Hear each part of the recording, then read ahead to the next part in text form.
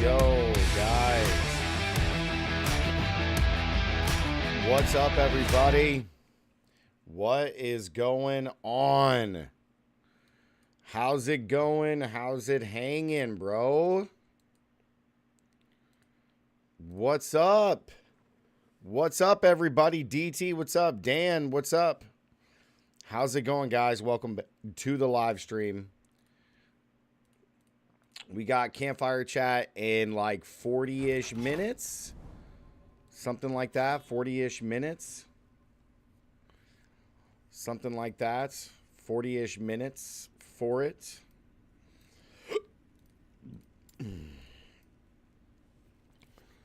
Welcome to the live stream, guys. Normally we don't live stream today at all, but we're here, man. We're ready to rock. So we're just gonna get some little bit of a last pop in until the campfire stream. It should be pretty sweet, man.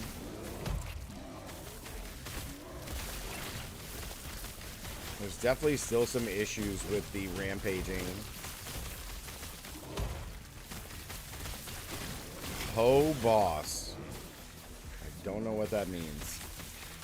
The grind for Final Fantasy 14 is real. I want the full release already.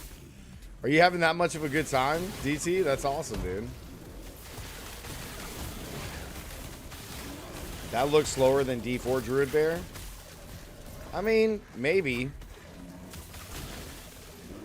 The rampaging has, the speed has been reduced by about 20% because I can unlimited rampage. Mind Freak, what's up, dude?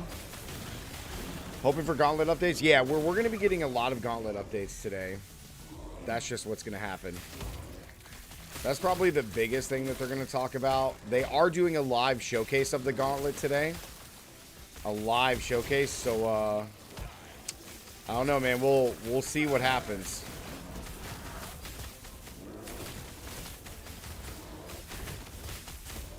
We'll see what happens. We'll see how good it is.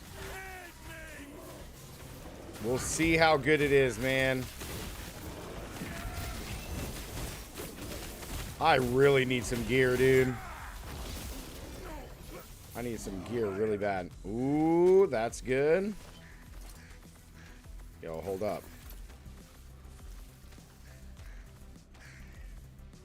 Give me that strength, dude. We got to make it scale, baby.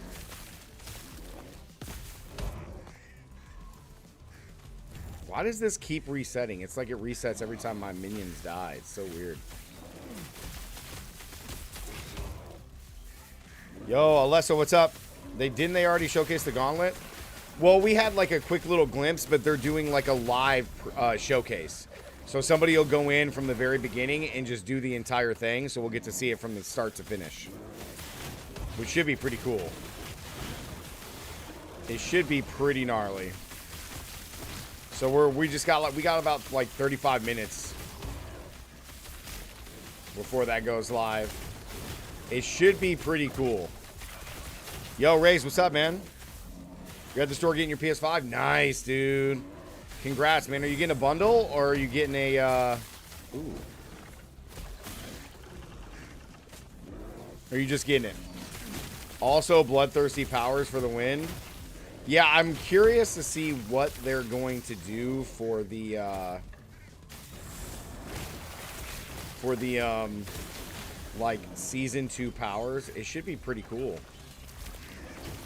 Okay.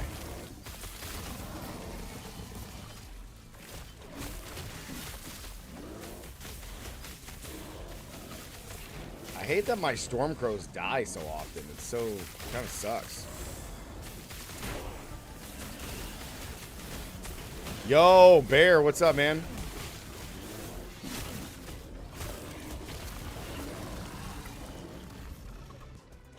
Ooh, see that increased spell damage? That's kind of nice. All right. You want Metamorphose back? I know, man. Me too. It would be cool, but I do wanna preface by like what Demon had said last night was like, if we end up getting like a bunch of uniques, it's gonna kind of make it to where like it's not even worth it. Oh wow, a 62 item. You know what I mean? It's gonna make it to the point where like it's not gonna be worth it to actually have them. You know what I mean?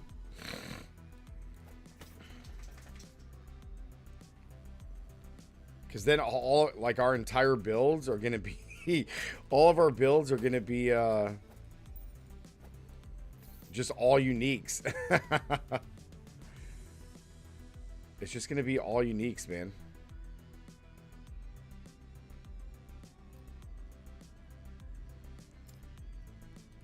Man, I can't ignore that Chris Strike chance, dude. Jeez. Yo, New Axe, what's up, dude? Yes.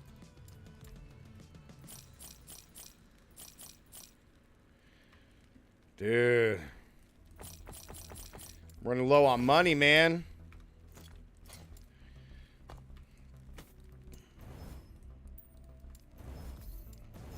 Running low on the funds, bro. Not much, just heated up. My good? What? They might do it for Paragon. They should add the powers in another way. The uniques. All right, let's do this real quick. We're gonna run some of these, but let's we'll do like a checklist and see what kind of things we can get here. Some wear rings would be cool. Some affix shards would actually be dope with some money. Low money is a common issue for you no matter what game. So true, dude. So true.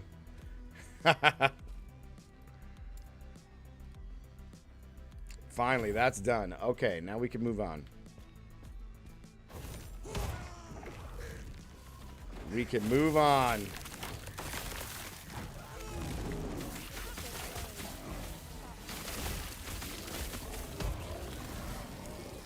How was Dude, Helldivers 2 was so cool. Yeah, man, I definitely want to do some more Helldivers 2.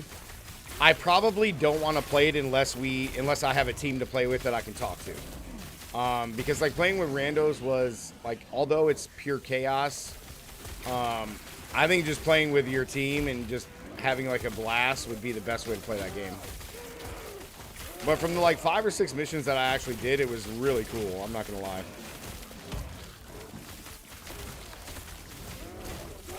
God, I need more damage, man.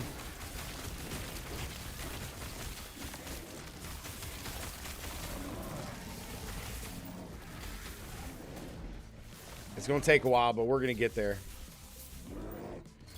It's going to take a while, but we'll get there. Now I'm getting like stuff that I can't really...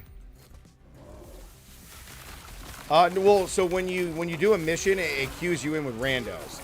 But you can party up, DT. So like I could party up with 3 of you guys and we can just like go do missions and level up and have a blast.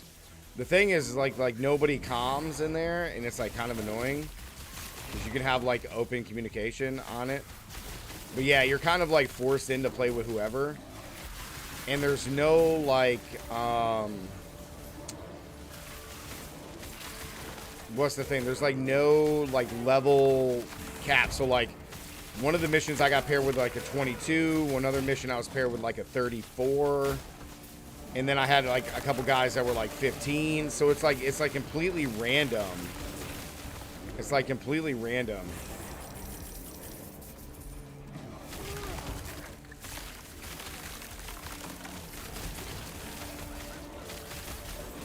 Yeah, it's completely random, the stuff you get. He said this game looks so much better than PoE. PoE is still really cool. This is like an intermediate game.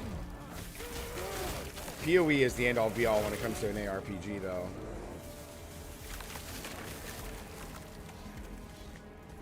Shameful new axe.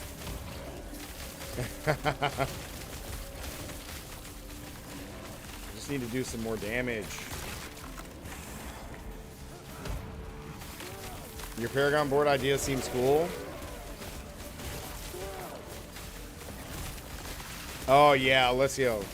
Helldivers is the best. Like, if you can play with just people that you know, your clan, whoever, like the game is, you're gonna have a blast.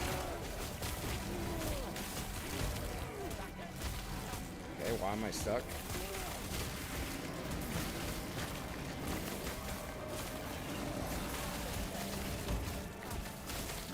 Screw these little horrors, man.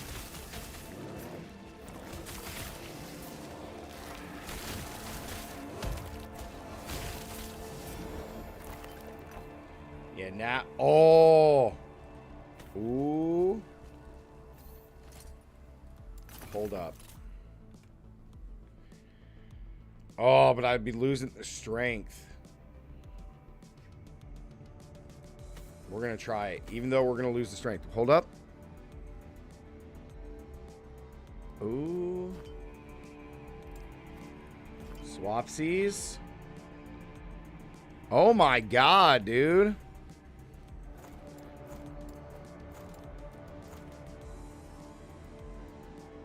Some of this stuff is really good. Oh, the chance to shred armor on hit is really good. Okay, let's try this.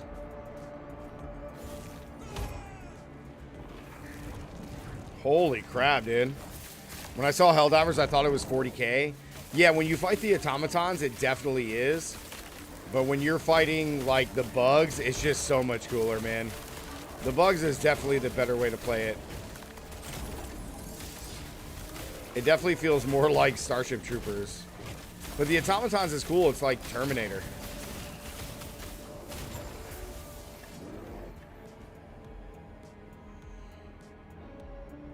Oh, that's what I needed. Oh, that's what I needed. Chance on melee kill to heal random and increase spell damage. I kind of want to swap that in.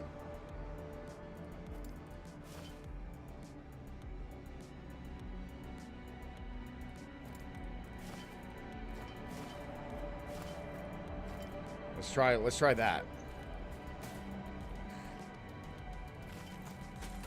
Dude, I'm finding all kinds of stuff now. The increased movement, physical reses. That doesn't really do anything for me. Dude, we're finding some good stuff. Did I finish that? Yeah, okay. Is the campfire over? Welcome back, Alex. No, it starts in 25 minutes. 25 minutes, my dude. 25 minutes. It doesn't fit in inventory? Oh. Yes.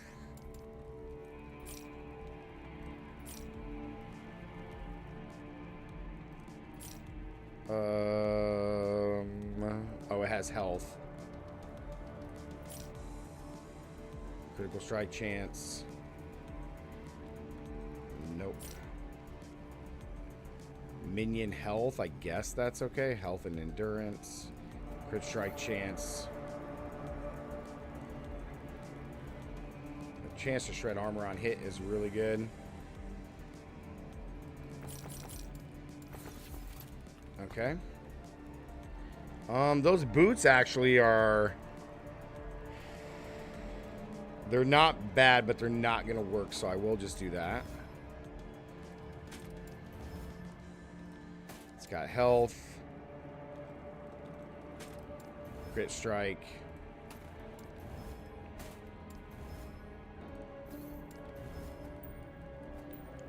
Oh, that has health. Alright, we'll get rid of that. Yes. Sick, dude. Felix, what's up, man? This isn't Diablo. This sucks. Okay, see you later, bro. We got 25 minutes until the Hellfire Camp stream, bro. 25 minutes.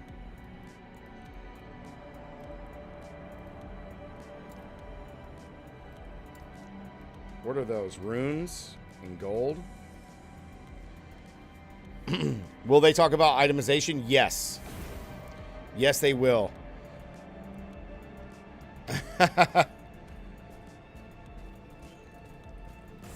New Axe is doing it from the position of low expectation. He's doing it from a low expectation model. It hasn't been quite a year just yet, New Axe. It came out a year in 3 months. It'll be a year in 3 months.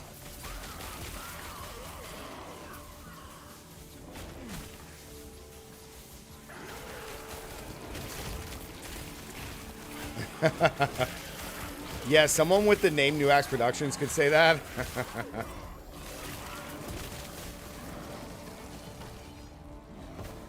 He just doesn't want to be disappointed, okay?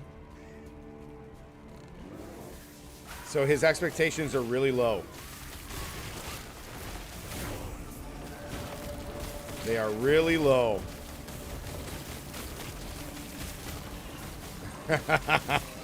I really like the added systems of Overpower, Vulnerable, and Lucky Hit.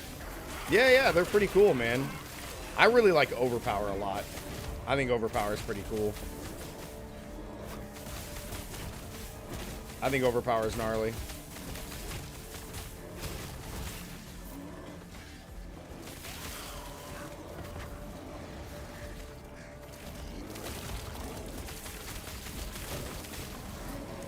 Now we're starting to get some gold. I'll tell you one thing, though.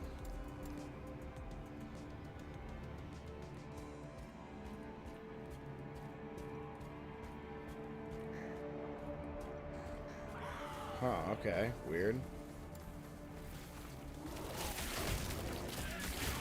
LE bad? I think Amiro finally got that. Season 4 will either make or break D4. It definitely could. I mean, they put a lot on Season 4 with the itemization changes. So, you know what I mean? There's a lot at stake. I mean, their viewership and player base is already down, so you know what I mean? Like, I'm not sure what else. I mean, they're basically like swinging for the fences, pretty much. It's pretty much what they're doing. Pretty much what they're doing.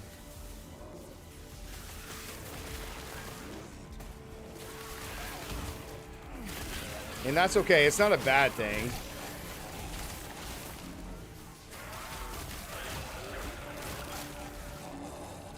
What's this? Okay. Let's turn this in. Give me the money. All right, what do we got here? Block a chance. Strength.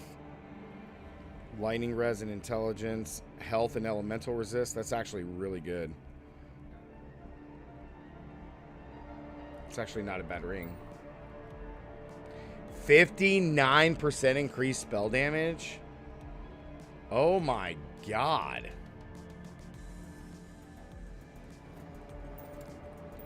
Let's try that real quick.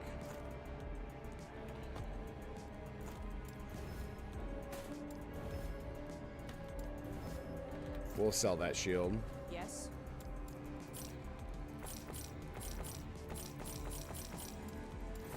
Take all those. All right, chat. Let's do one more, and then let's come up with a wish list. You guys down?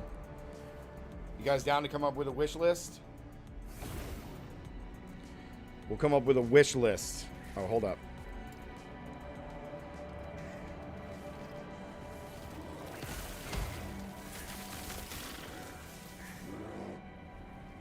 Let's come up with a wish list. Oh crap. What's my skills? I forgot. No. No. P. Alright, let's see. Passives. I think I go here, is my guess. We can go more here, but I kind of want to grab this into this, and we need to get the spell damage. So let's take that. Let's check skills. Nothing upgraded. The game is slowly getting fixed. I mean, yeah, but it's kind of like, well, did it even need to be fixed like that in the first place? You know what I mean? Like, it's almost like they shouldn't have released a game, you know, in that condition, right? It's almost like we've been playing a beta version of the game for a year, almost a year, which in all reality, I actually would have been okay with if they said it, hey, this is just a beta version, you know what I mean? But giving it to us for free, and then on full release, basically just do what Last Epoch did. But because that didn't happen, it's kind of like, yo, you paid full price for this game, and there's, you know, we're basically live service fixing it along the way. It's kind of annoying, but that's okay, though. That's okay. The game will get there, man. D3 took a long time to get good. You know what I mean? It took a long time to get good. But that's where, like, I truly believe, like, if they are super transparent with the players, like, if they did what Last Epoch did, seriously, like, if they did what Last Epoch did and just said, hey, we're going to release Diablo 4. It's a live service game. We are going to, it's not going to be the full version of the game. All right, we're going to continue to do updates and stuff. They would not have the backlash that they did. They just would not have it, right? They would not have the backlash. It wouldn't have happened. Because everybody's like, okay, it's still in beta. Of course there's going to be bugs and stuff wrong with the game. Like, of course. You know what I mean? But because they didn't do that and you paid full price for a game, you know what I mean? It's kind of like, yo, this isn't good. D4, sound like D3 was basically the only mainstream ARPG. True that, true that.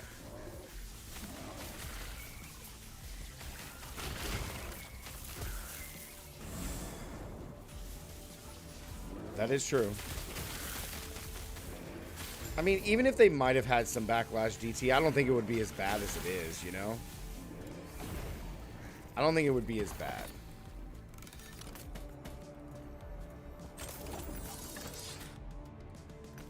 All right. What do we got? Oh, boy. 14% chance to gain a storm stack.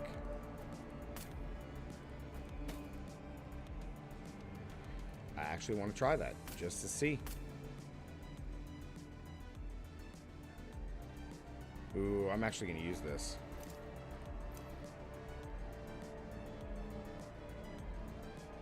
That is... Ooh, wow, look at that crit. Too bad it's a one-hander. Yes. There's none. Okay, let's go do the quick little... Let's do the first one here, and then we're going to do a checklist, guys. We're going to come up with a checklist and see what we get today. Kind of like a... like a bingo board, almost.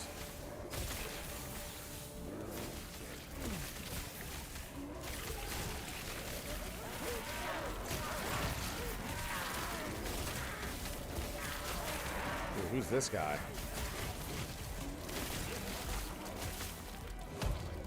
I'm stuck. Stuck again. Okay. Safe travels. Quickly then, flee. I'll return in 5 years when they get a good end game. Oh my god, dude. Oh, he said I'll return in 5 years. Oh my god, New X. So critical. So critical. Oh, he came back to life? What brings you here? Get out of here, man.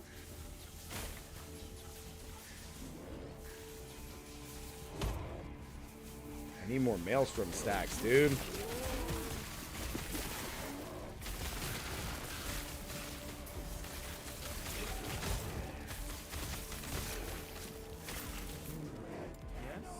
Wait, what's that? Not really. The foundation is the actual problem. I mean, maybe. That's why, like I was saying last night, trying to give the benefit of the doubt and be like, you know, maybe these young devs have their hands tied by these Blizzard executives that are like, just get it out. We want money. You know, just get it out of here.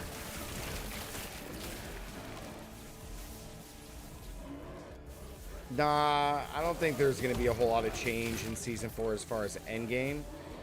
The biggest, because like they're focused so much on itemization and fixing that, I would kind of expect like a loot filter to come before like more endgame stuff. But you never know.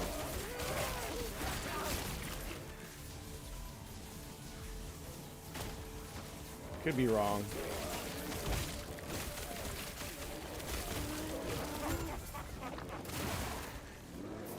Go to the town square. God, I hope they don't add Abattoir of Zir, man. That thing was so stupid. Abattoir of Zir was so dumb, man. The Hollow Maw. What killed me?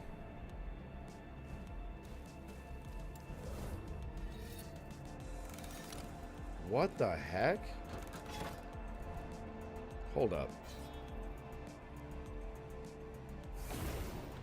Oh, I gotta do it again. I don't know what killed me.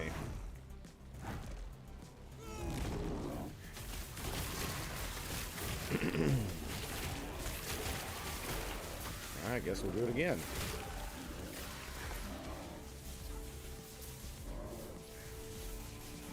Well, yeah, I know the AOZ was, it was designed literally for like them to see how we would, you know, like enjoy it, how we would like it as players, you know, and kind of give them some feedback and some ideas for it, right?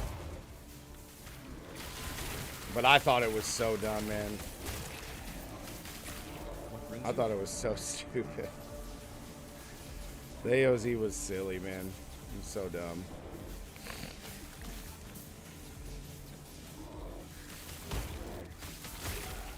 Like, only 2 classes could do it, and one of them was bugged. So really, it's like 1 class could do it. I mean, I'm all for like a challenge, but like, dude, to base it around having a glyph, like, that's so dumb. It's so dumb.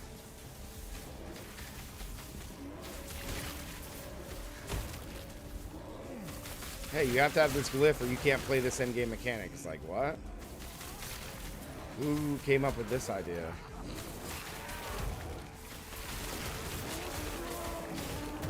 Like, what's your name?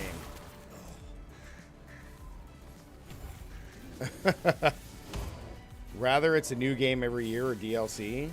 Well, maybe. Getting some items, I guess. Send all your feedback to Blizzard if you don't like it. Oh, absolutely. I mean, again, like that, like, I try to bridge the gap. I try not to be too critical of Blizzard and really just try to give some, like, leeway, let's say. You know what I mean? But, like, if they're going to be transparent and really help the players, like, I mean, I don't know what the bigwigs or how the bigwigs would be feeling. Like, with the player drop off, the loss in sales, like, you know what I mean? Like, I don't, like, what's their answer?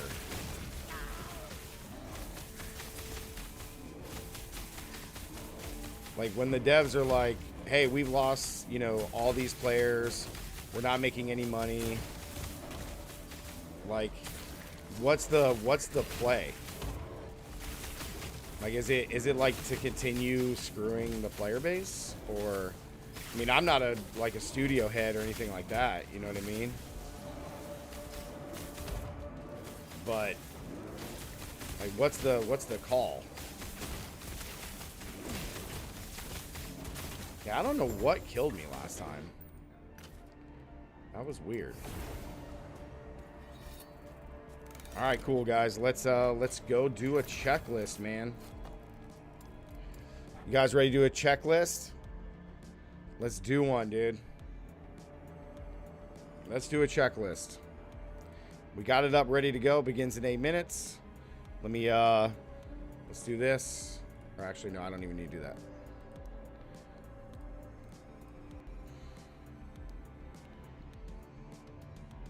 Let's go grab WordPad. Okay, or not. WordPad. All right, guys. Diablo 4 campfire checklist. What are we hoping for, guys? What are we hoping for? What's on our list? What do we think they're going to talk about? So we got itemization, right? We got Gauntlet. We got Gauntlet. Maybe we'll get a release date, right? What else? Bloodthirsty powers, okay. Powers, season 2. What else? What else do you think we'll get? Balancing and buffs. Balance and buffs. I don't know if we'll get those because they said we'll put a question mark because they said that they weren't doing like the devs really loved season by season. Season of the Construct has so much. Oh, this is on. just the same thing Quest again. lines, new legend items, unique items, new mechanics, challenges, and more. They are showcasing the Gauntlet. You learn of a wondrous place beneath the Like, what are we wishing? Quality of life in endgame? Okay. Nearly all who seek this treasure Endgame. never return. Those that do return are haunted. Endgame or worse talks. yet, possessed. You seek What out else? the What place else you to guys the end think? to Whatever's lurking there. Following a lead, you discover Barb nerves. underground vaults. Joe, what's up, man? How's it going, dude? Apparatus built long ago by the brilliant Mind free mages quality of life, Sorcerer okay. and Ayujan of Chaldeum, to shape Possible elements and season build tools to serve humanity. 4 While theme. exploring the network, you rescue Ayujan, only to discover that the demon Malthus has taken over the loom to create its Oh, own that's funny. private hell. Malthus is a servant of Diablo. He's unlike other demons we've encountered in Diablo 4. Oh my He's God. shapeless, manipulates others, takes on Barb forms of nerfs. his own. He has possessed one of Zoltankul's prized constructs. And Barb you must nerfs. work with Ayujan, This is a big explore one. the vaults, gain access to the loom, and defeat Malthus. This season introduces Uber unique constructs. drop rates? No, that's not going to Elementally happen. Powered monsters were originally created by Think Ayujan bigger. and Think Zoltan to bigger. protect and maintain Mind freak, the think loom. bigger. Unfortunately, Rogue Malthus nerf? taken No. and twisted them to Rogue his liking, buffs, man. powered by various different elements, giving them different abilities, strengths, and weaknesses. You also, of course, in themselves. Oh. That's too funny. So itemization. So like these are probably the big ones that they're going to talk about. Right? Like these. Oh my God. That is terrible. Yeah, there we go. So like these are probably the big ones, guys, that they're going to talk about. They may talk about these ones, right? God, you guys can't even see that. Like they may talk about those. These ones, I don't think they're really going to discuss a whole lot. Like the stuff in blue, I don't think we're going to get a lot of. You know what I mean? Aspects move to the codex. So we got powers in... Oh.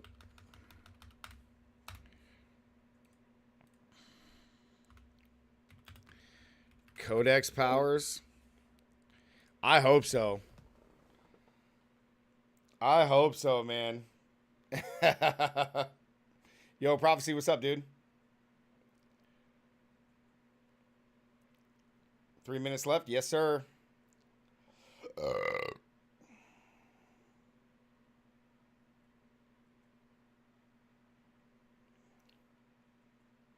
One thing Diablo always done bad is their seasons.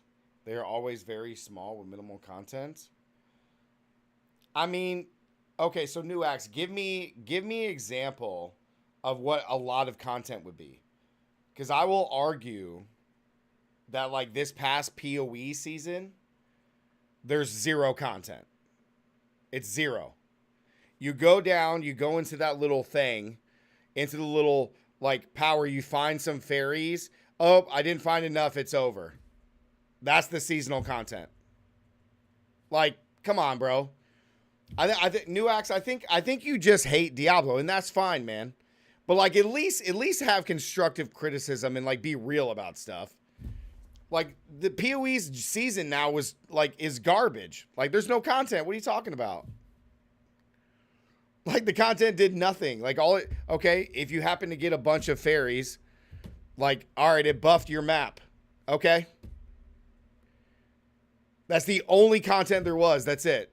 Zero anything else. Like, come on, man. Let's just be realistic about stuff. You know what I mean?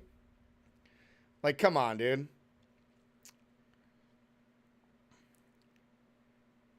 Come on, bro.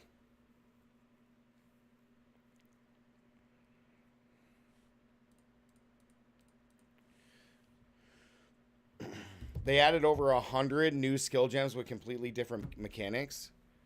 Yeah, and how many of those 100 skill gems did we actually use? I remember when we played, there was 5 or 6 of us, and we used like 3 of them. Come on, man.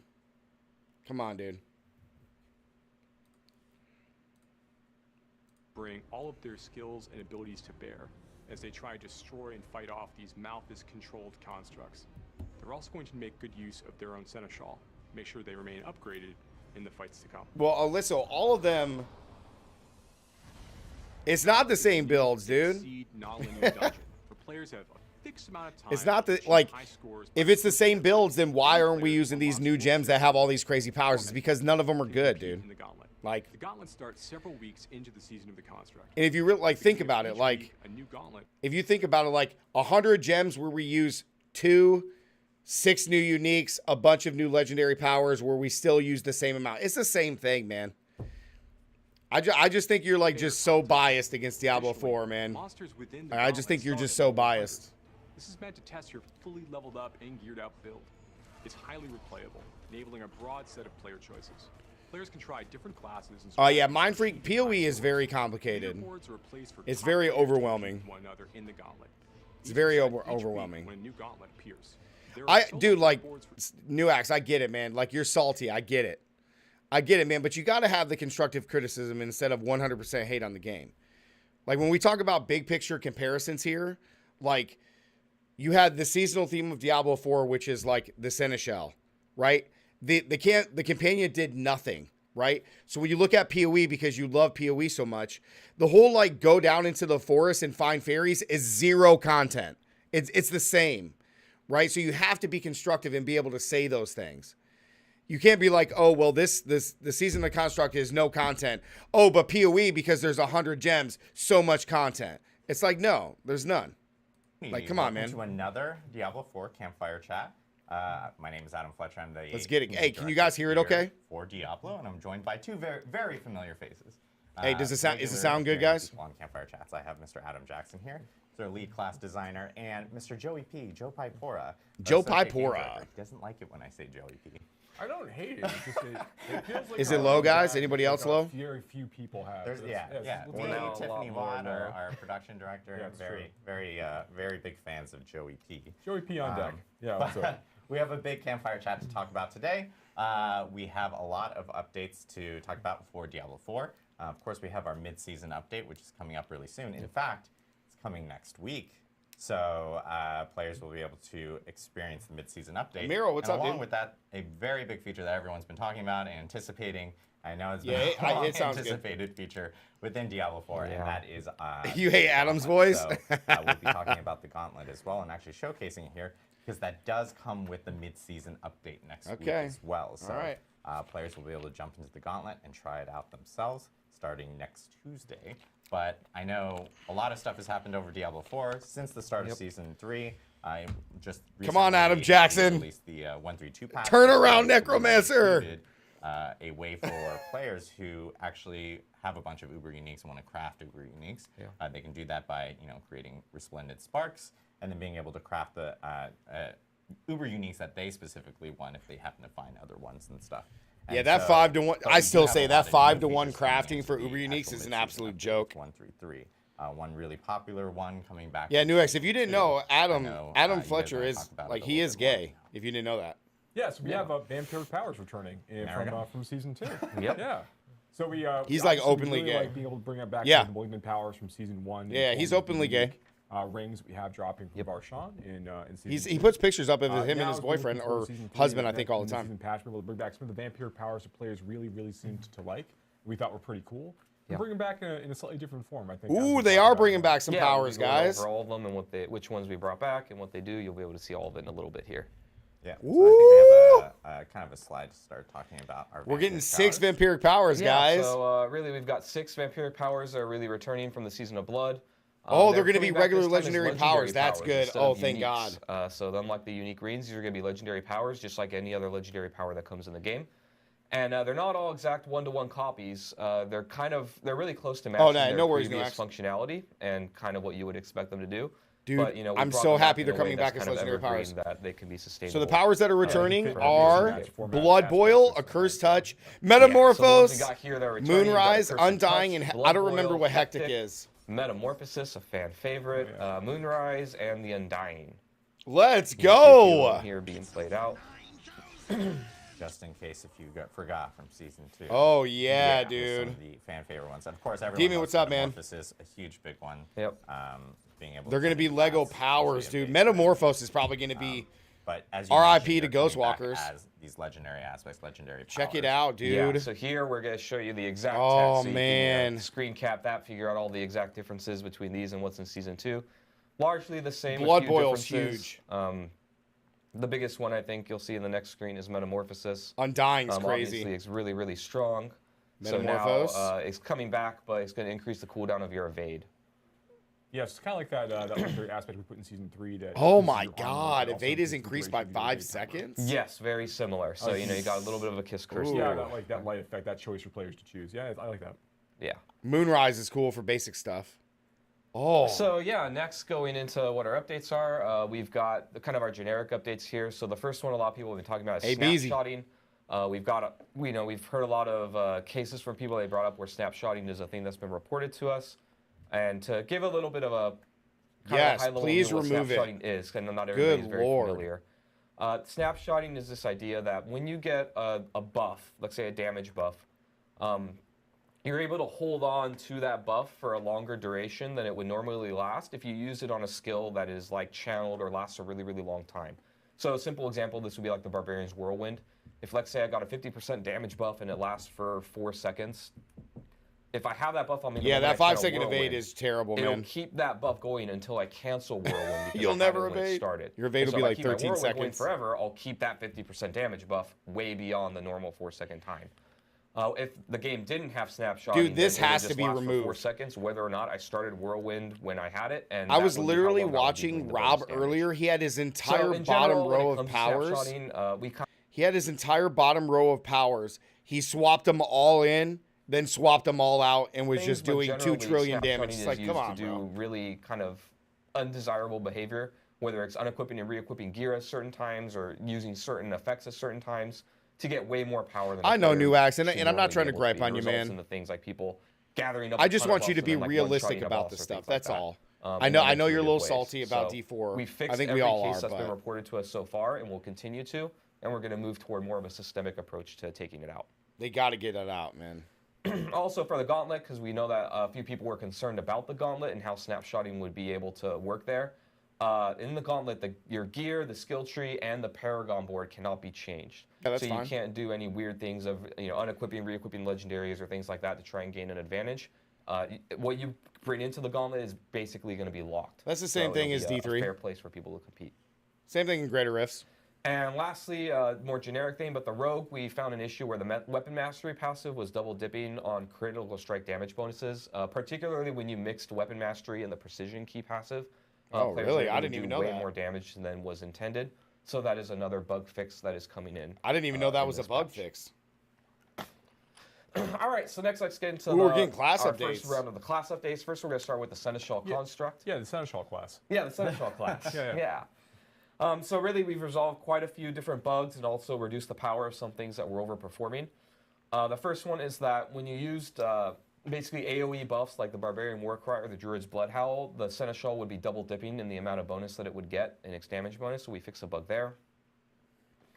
And next we did quite a bit of updates to some of the tuning stones. The Poison Support Tuning Stone isn't going to be reapplying the base damage when it spreads. It's going to match more the functionality of other kind of damage over time tuning stones. The Bleeding and Burning Support tuning stones were a little bit overpowered, so we're reducing the power of those a little bit as well. And then lastly, the Tempest Governing Stone was basically resulting in a situation where you could get unlimited damage bonuses by it constantly bouncing and getting more and more and more. And so now it's no longer going to get bonus damage and duration when it spreads. It's just going to spread and do that base amount of damage.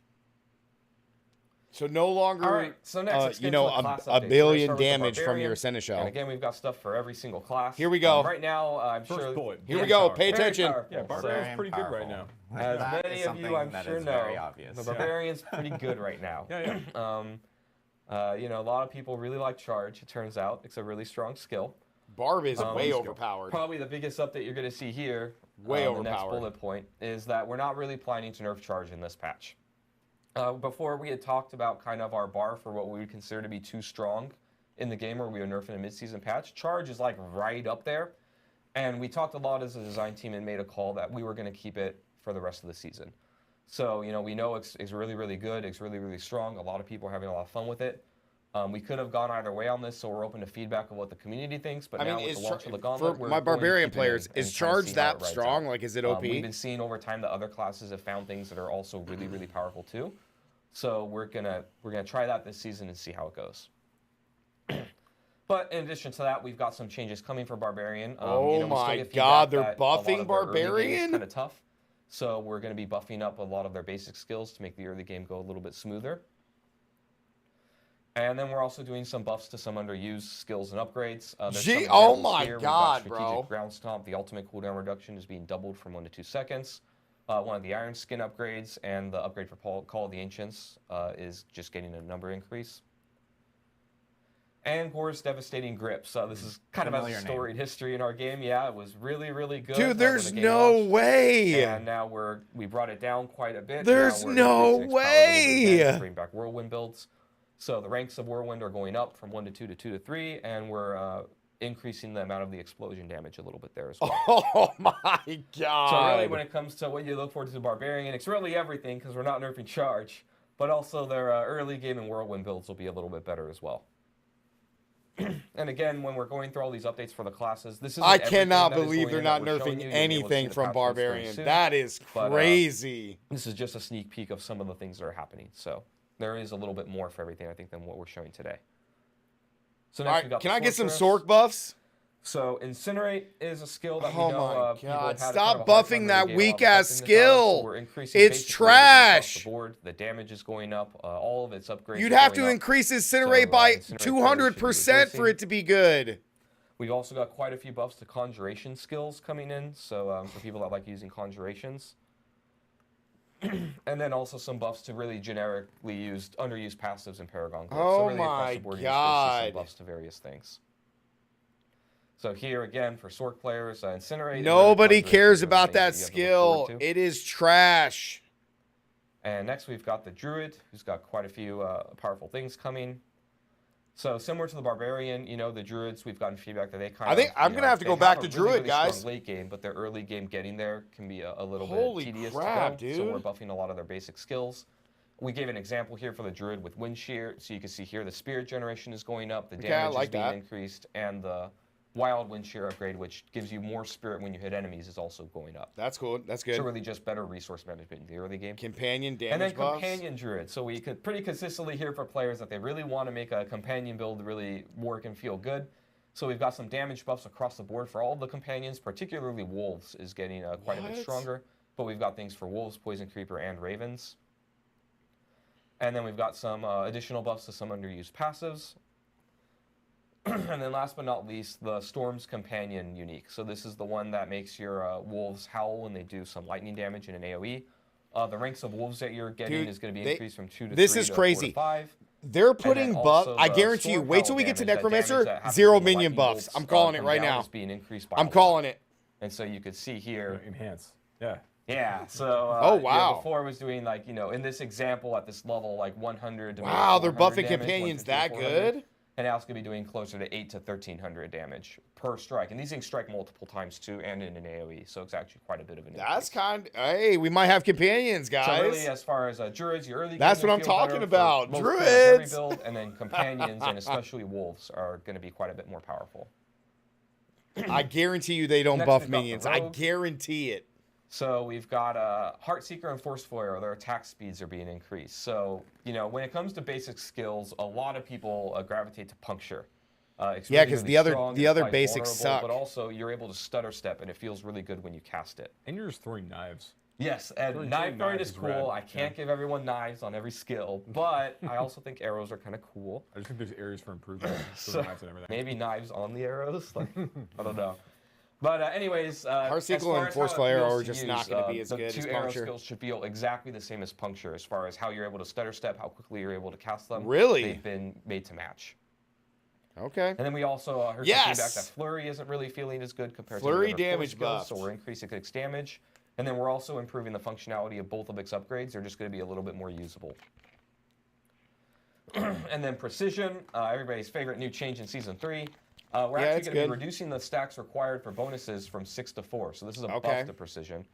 It's really meant to help with actually the rhythm and the way that you feel when you cast Okay. it. That how often you get the proc should just Yeah, feel Raze, a go little bit make a better to use when Barbarian you're right using it now. in combination with other skills. If you can't beat them, join them. And then last but not least, we got the aspect of branching volleys. We're volley. kind of redesigning or upgrading this legendary quite a bit. This is with Barrage. When your Barrage arrows bounce, they do more damage, but now we're actually adding a little bit more to it. So you can see here on the left is kind of the old version, which basically said that your arrows had a chance to split into 2 arrows whenever they ricochet. And I love that zoom in. Oh, yeah. So now on the right, firstly, it's Wow. going to increase just the base damage of ricocheting arrows from Barrage. And then also they still keep that chance to split into 2, but that chance has also been increased by quite a bit. Yeah.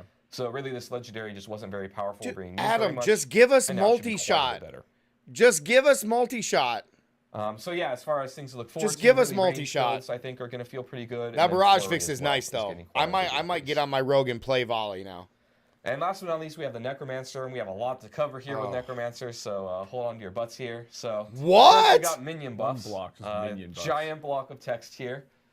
So No really way. Their damage is being increased by about 20% just across all minions. Their health is going up by about 10%. A lot of their passives here you can see are being increased. We've got Hellbent Commander, Cult Leader. Corporeal is a pretty big one, I think, that you'll be able to look for. Oh, and 1% movement for each active minion? Physical damage.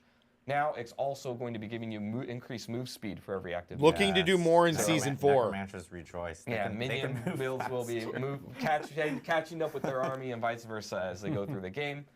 We also fixed an issue with Skeletal Reapers where they were spawning too few corpses, so now they're going to be giving a lot more corpses when you take that upgrade. And also just talking about minions a little bit. Minions is one of our big priorities to kind of feel really good. We think that the issue with minions is not just that they're not dealing enough damage, but also we want to increase kind of the cool factor and the way that you engage with them, particularly the golem. So we do have quite a bit more coming in Season 4 that I wanted to let everybody know about. But this is kind of a little bit of a taste of what we plan to The do with initial minions. volley of changes. The for initial volley of Necromancer. changes. Yes, we have a Dude. lot coming in Season 4 in addition to this. Those are good changes. And then next, we've got also buffs Those are and good functionality changes. adjustments to a bunch of other things. One example here with a passive is spiked armor. And it kind of makes sense that it would give you armor. So now it's also going to give you armor in addition to thorns. Death's Reach is a passive that we're redesigning completely. It used to be that you dealt more damage to enemies that are far away. Now we're changing it to be Death's Advance, which really just gives you move speed.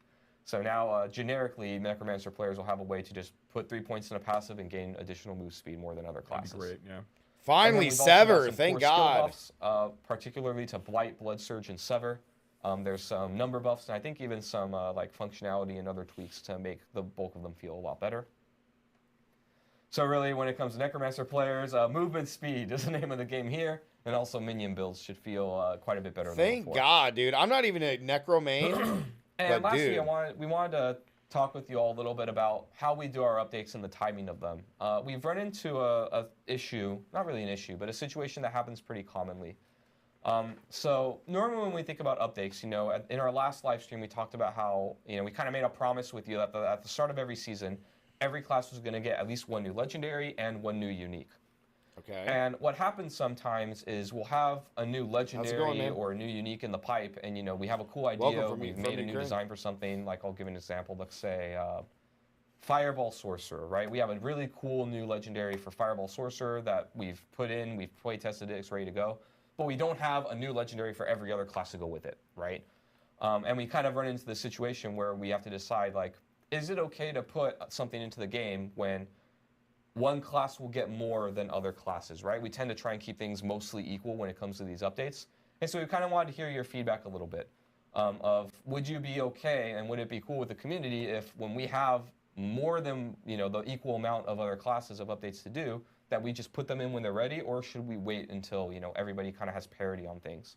The other situation where this comes up quite a bit is where, like, we know that a build really needs some help. Like, I'll use Frozen Orb as an example, right? Where Frozen Orb, you know, we want to make a new playstyle for Frozen Orb, and we want to add, like, 2 legendaries and a unique to really make this thing sing, right? Like, just adding one power isn't enough to make this whole playstyle work.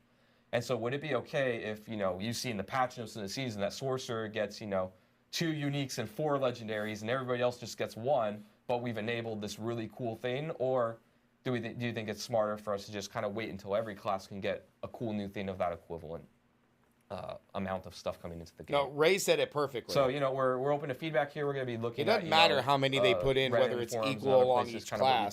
The fact is that, like, the powers that the Barb get are just, it just makes it so strong it doesn't matter. And let you, the community, so yeah, have your voice like as well. Nuax said, just throw them all in. Who cares? Yeah, get some feedback. I'm interested in this. Yeah, so post just live throw them all stream, in, man. I know we know that the conversations will come up regarding this specific topic, and so we'll be looking around and just throw them all and in, gathering community feedback on like what you guys prefer, and kind of going with that, you know, and listening in on Barbarian is crazy, dude. So please chime into different conversations that you guys see related to that topic, because we'll most definitely be checking it out and paying attention. So. And this is just a small, as Adam mentioned, this is just a small piece of what we're actually including in the mid-season update. The full patch notes are actually going to be out tomorrow. So we'll end up posting all those before the weekend, and players can check out the full entire patch notes. And of course, this mid-season update includes all the vampire powers. Also includes Gauntlet, which we're about to showcase here. Every season, there's always a class that's going to be super powerful. And like, there's always going to be one class each season that is just the strongest. That's just how it's going to be. There's a lot of changes in this mid-season update. What we talked about at the beginning. It's part of the reason why I'm not playing Barbarian this season. Of how we plan on doing these updates. You know, we plan on doing pretty significant changes, of course, at the start of the season, because it's a brand new season, so it makes sense there. And then, you know, we take the time to evaluate, and then we make pretty significant changes in mid-season updates as well, based off of feedback that we saw since the start of the season. And of course, you know, once we get into a new season, things change again, and, you know, meta changes and class balance changes occur then, so players can expect to see that there. There is the rare occurrence, as like, for instance, that, you know, we'll be monitoring feedback if something does come up that is like absolutely like breaking or whatever. That make sure you get Helldivers raised. A tweak on based off of community feedback, but that is typically the cadence that we had talked about at the beginning of the season, and we just want to remind players, like, you can always expect these big moments during the beginning and the middle part of the season for itself. Correct, yeah. Awesome. So the next thing we did want to talk about is the Gauntlet. Here we go. This is a long anticipated feature. It is the leaderboard feature, essentially, within Diablo 4. And here we actually have a cool like showcase that we want to show you guys here. We have 3 different devs that are going to show you a showcase. We're going to show you a showcase. Just this once. Showcase. But we have 3 different devs that are going to be joining us, and they're going to be running through their build specifically through the Gauntlet itself. And we are joined by 2 Diablo partners, 2 Diablo. Yeah, I agree with you, Ro. I mean, but through this people want to play super powerful things. Thank you guys very much for helping us out here. So, and our 3 devs are going to be, of course, from like here. Like the issue with that is like when you see a Barb that can do 1 billion damage and one-shot everything, 90% of players want to play that instead of like playing like Ball Lightning Sork, where it's going to take me, you know, 30 seconds to kill a boss. Associate class designer on the design team here for Diablo 4. And it's just how it's always going to be. Who some people may recognize as Leviathan, a former Diablo content creator, or maybe still a Diablo. Oh, Ray's 100%. You're probably 100% right. Behind the camera, I don't know. But it is by class, Rays. So the rankings are by class. It's not overall. What we do want to do is we do want to hand it off to Anna K. Clive and Macro. Ooh, Anna K. and Macro Boy. Let's go. Shout out to them. Some of this Gauntlet stuff, and then we'll come back and we'll give you guys a few little updates about Season 4. So jelly they got to go play it. Q&A. So yeah, that's Macro, awesome though. Anna, take it away. Here we go. Thank you so much, Adam. Hi, everyone. I am Anna K. Clive, and I'm incredibly happy to be here today. And together with my friend Macro, I'm happy to first time see and comment on the showcase of the Gauntlet. Hi everybody, I'm Macro Bioboy. I'm your friendly neighborhood necromancer. Yeah, Anna, this is wildly exciting. It's so great that the players finally get to get their eyes on what we're going to be expecting coming out next week. We have the Gauntlet Showcase, 3 amazing developers. These people, they're going to show you all the stops, and we're going to be able to help to kind of bridge the gap, bring you some of that information about the mechanics that are going on, what you're actually seeing, and what you can expect as well. So it looks like, first off, and I'm already incredibly excited for this because you know I'm a Necro boy here, we're going to be showcasing Liam Kerr on the Bone Spear Necromancer. This is like who's the Liam build Kerr? I'm the most excited for, and it looks like we're actually all set to hop right in. So let's go ahead and give him a second to hop into the gameplay. Oh, here we go, guys. Here we go. And guys, we just started the Gauntlet. The first thing that we see the boss, and we just skip the boss. The Necromancer is just running, skipping the boss, proceeding into the dungeon, and apparently trying to get, I already see here is the first shrine. Macro, tell me something about this shrine and about this Necromancer. I know that you definitely want to share with us everything that we need to know about this Necro.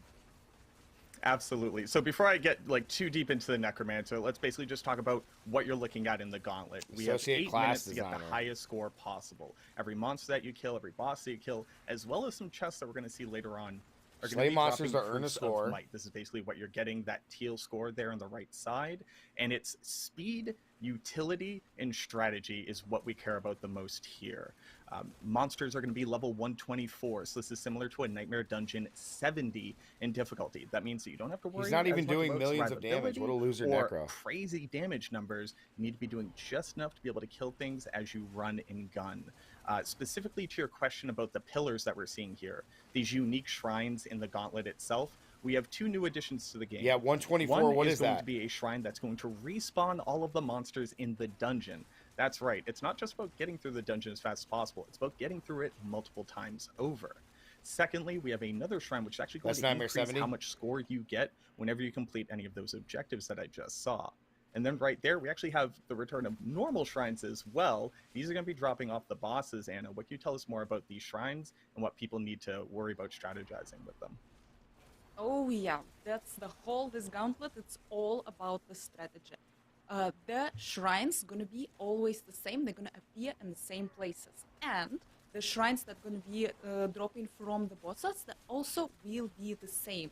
Then you need to plan your trip through the Gauntlet. Are you gonna kill the boss? Are you planning to use those shrines? When are you planning to use those shrines? Once again, the shrines, the special shrines from this Gauntlet, they will be either resetting all the monsters in the dungeon, and here we see our Necromancer just killed the boss first time, resetted this boss, and he's going back and killing him again and getting a lot of proofs of might, increasing his score.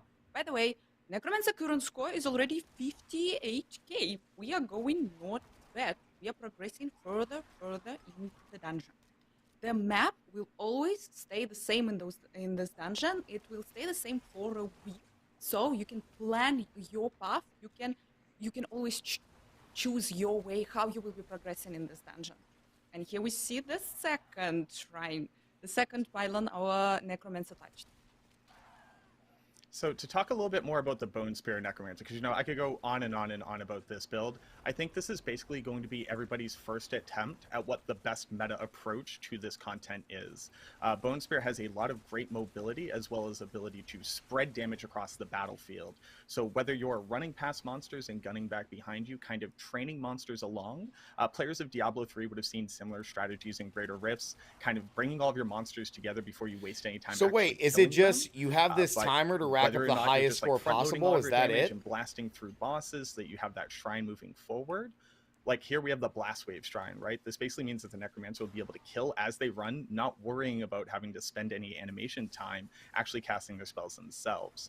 And I think that this is something that people are going to want to really tune into.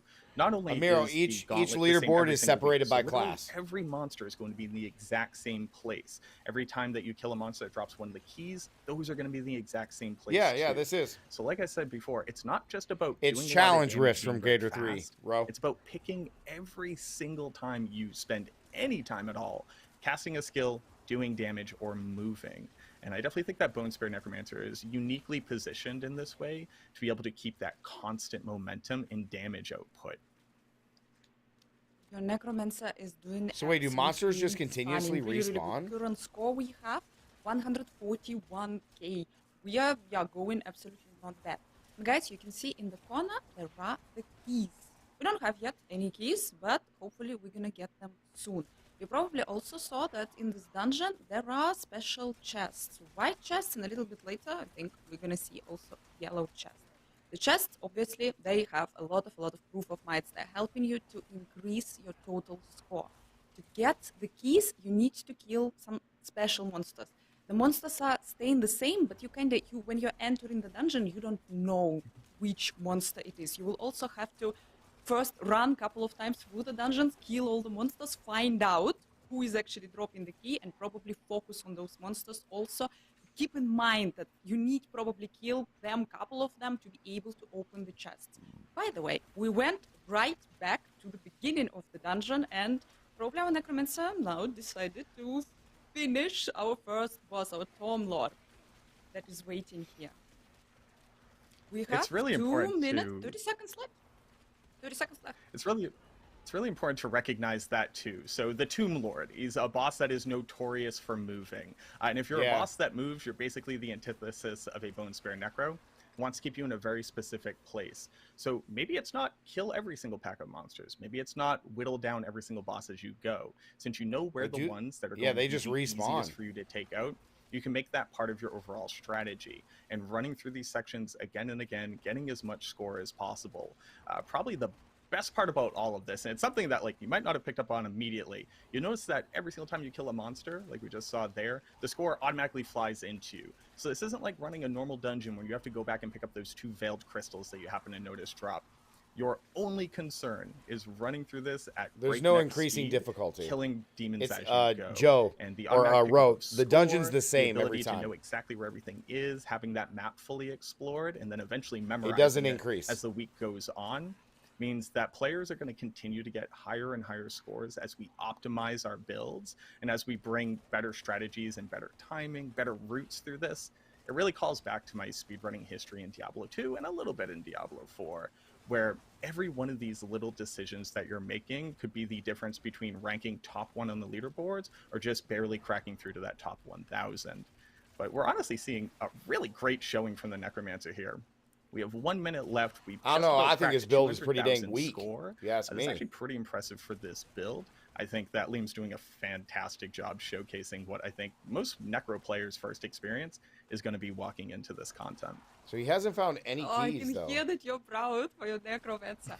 And guys, we just entered the room. Guys, you saw that there were a lot of chests, but still don't have the keys. And Necromancer needs to go through the dungeon, search for the keys, probably search for the shrines, probably reset. The winning strategy here would be resetting the monsters once again, and probably you cannot open the chest, but you will be able to kill a lot of monsters and also increase the total amount, your current score. We are almost reaching 200k, really close, and we have 10 seconds left. Looks good. Looks really, really good for our Necromancer. Come on, See, Necro, guys, get over 200k. Oh, and this is one of the issues that you run into. You know, if you've already cleared out that part of the dungeon, going back through it and kill, you know, there's no more monsters for you to kill. But a great showing for the Necromancer. And can you tell me a little bit more about the screen that we're looking at right here? So you got to kill monsters. Our total results screen. You can see here your total score. You can see here the amount of monsters that you killed, all the elite monsters that you killed, and all the bosses that you repeated all the information, and you also can see the information about what you reached, which seal you reached. And Click our Necromancer, leaderboard. yep, Macro was absolutely right here. Our Necromancer was showing That build insanely is not that good. gameplay. Seal of the He was world. not doing a This lot of is the damage. highest seal that you can reach as a player. Especially against Tell tier us 70 more about monsters. the seals. What you can say. I know that there are 4 of them. How are they going to work? So you start all the way down from Seal of the Blooded and then all the way up to Seal of the Worthy. What this basically means is that just running through the Gauntlet at all is going to get you that first seal, but you're going to have to crack through higher and higher amounts of total score to rank up to the highest seal. The reason why you want to do that, it's not just bragging rights, as much as the majority of this truly is, but at the end of the week, not only are you going to get a cash just for running the Gauntlet every time, you know, a small amount of items, just to say like, hey, good job, you spent your time. But on top of that, if you actually reach the end of the week and you've reached the Seal of the Worthy, you're going to get all of the caches for the 4 seals below that. You're going to get automatic 925 item power that can be ancestral legendaries. It can even increase all the way up to a unique. So it's a much better incentive for people who don't just care about the ego part of it. You know, they're like, hey, I participate. I want to get something out of it. You do too. And being able to get that loot at the end of the week is that nice little cherry on top. Yeah, and I think that we are ready for our second player. We're going to be joined really, really soon by the Ball Lightning Sorcerers, guys. John Constable. Oh, we senior get to see gameplay Ball Lightning engineer, gonna Sorc. be showing us the Sorcerers gameplay, the Sorcerers Gauntlet. Let's go. I hope. Here we are. We are starting. Let's see if he guys. gets any keys. We are entering once again our Gauntlet. Once again, guys, the same map, the same big boss is waiting for you right in the end. Also, our sorcerers choosing the same gameplay, the same decision was made, skipping the first boss, moving further into the dungeon, trying to get the second boss, probably... Guys, who's going to guess the Ball Lightning pillars. Sword gets more points than the That's an Necro? interesting Oh, he got a strategy. key. Yeah, and guys, this is a Ball Lightning Sorceress. This is community. All right, we found our They first love problem. it. We found our Built first that problem. Season 2, I don't know, absolutely everyone was playing Ball We Lightning found our Sorceress. first problem. But I don't know. Probably now everyone will be playing Incinerate Sorcerers because Incinerate was buffed. No, Incinerate's trash. But yeah, here we have Ball Lightning. Even with that Ball buff, it's Lightning trash. using Tal Russia's Spring to buff your Ball Lightning damage with The keys is a power problem. multiple elements. It's random. Yep. Here we go. It's a random One more drop. piece. And they said when you open up a The chest, best part about when I you mean, open up there's a gonna be chest, it strengths and increases your weaknesses to score. every build, And right? that's You're completely probably gonna end random. up seeing a meta where there are builds that The drop only is care about completely clearing random. out the trash, that are primarily focused on getting those So bosses we got to again pay attention and to getting see those how much a shrines. chest The shrines are increases gonna his give you score. power, obviously, they're also going to give you movement speed. I wouldn't be surprised if sneaking in some shrine duration buff onto either your amulet or your boots ends up being really powerful in the Gauntlet here. That's a quick little pro tip from your boy.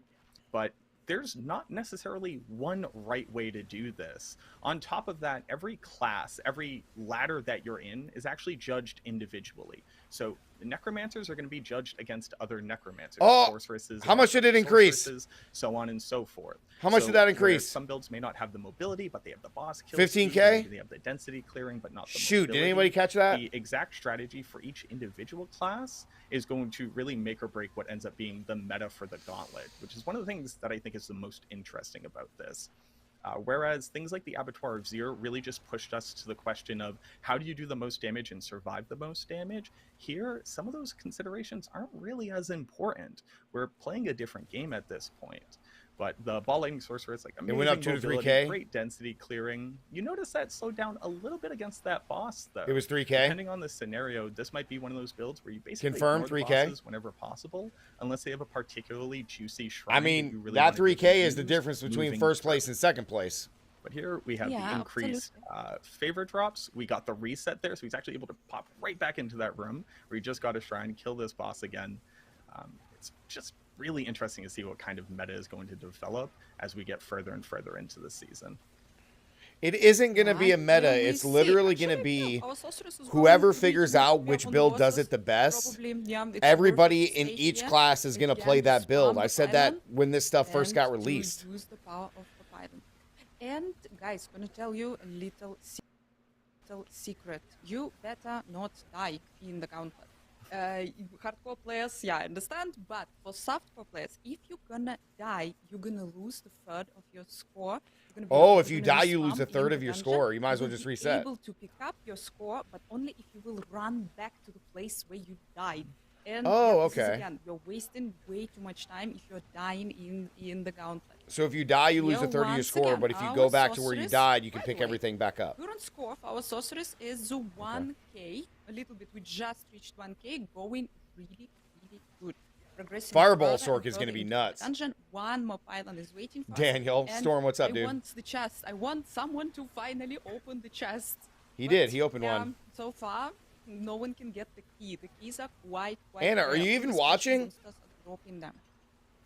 Here we go. 4 minutes. 4 minutes left. Storm Yeah, is so screwed. just over the halfway point, it does look like the sorceress, their natural mobility. I mean, she could teleport, right? That's obviously going to go a little bit faster than somebody running on their 2 legs. Oh, don't but already doing a really complain. good showing. We're Don't definitely gonna crack complain, the 200K, probably Necromains. closer to like maybe 300, depending on whether or not he turns on the turbo boosters here. A little jelly, You're that's what talking I about hear. Those keys and maybe CBS, I'm what's just gonna up? spitball this while we're watching here. My mind's kind of already going. Like, was crazy she here, even trying to watching? figure out what's gonna be He the picked best up a way key here. like right in the beginning. But to be able to open up these chests, like you said, you have to kill specific monsters in the dungeon. They will drop the key. Now, there's the regular chest, there's a golden chest. Obviously, big gold chest, worth more points. But the interesting part here is that how valuable is that for you in your current route is going to completely depend on where you went first. Do you zerg your way all the way up to that Yeah, I key, mean, it depends on knowing how that many you passed by a bonus gold points it chest gives in your me. typical, Oh, iron key. fully optimized route? So Or he's found is that 2 just keys. not part of your strategy at all? There's an interesting dichotomy there where it's just like depending on where the keys are spawning on the monsters in that week's gauntlet, maybe they are huge. Maybe He's they're already pivotal plus to 3K how from you it. can actually get the highest score possible, or you kind of have to make the decision a couple of seconds left in your run. You're like, hey, I got 1 or 2 keys. I see a couple normal chests coming up. I know I'm not going to be able to reach the gold chests. Blizzard since those will are be in the same really spots strong as for well. this. I'm going to make that mad dash. I'm going to get back up into there, get those 2 little chests. Sure, that's like. I mean, good Ball enough for me Lightning's on being this really run. good. But being able to make those decisions in the Yeah, heat of this the is gonna moment, beat the at least Necro at for sure. First, when everybody doesn't necessarily have their best route already mapped out at that point, is going to be where those like small little spikes in score. I'm really, really excited to see the leaderboard as it develops. Obviously, you're going to be able to see the actual builds that people are bringing. Oh, cool. into So the you're going to be able to Gauntlet see on people's that builds same just like in leaderboard, Diablo 3. But you're not necessarily going to know how they ran through it, how they prioritize killing bosses versus the elites, etc. So there's still going to be a little bit of mystery. I don't think But people at the very care least, about you'll be able that. to copy the build if you can at least see the gear. Is he going going to open up a golden chest? I think there's going to be a lot of mystery. That's Actually, 3 I think keys. Right now, it's really a lot about your 3 strategy keys, and dude. Not that much. Yeah, your build obviously will be super important.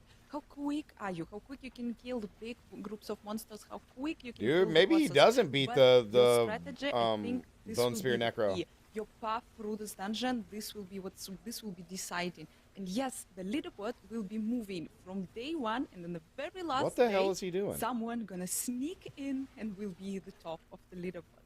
Yep, interesting times ahead. Our sorceress, guys, closing almost 200. Big chest. And we entered this beautiful room Ooh. with a lot of chests. We had 2 keys. 191. We opened 1 chest. We opened the 2nd chest. We are getting a lot of points. We are really, really close to 200. Yeah, he was going for the big chest, the gold ones. We are moving forward. White Yeah, chest and yellow I think chest, so too, they Demon. both actually cost only 1 key to open.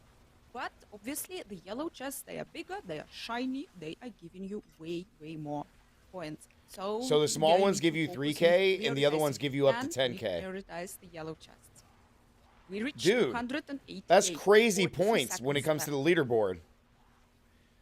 The other thing that I just really want to hammer on here is, again, so this Sorceress's score, although it's going to be a little bit higher than the Necros that we just saw, not by a country mile or anything, but this score is insular to this one leaderboard.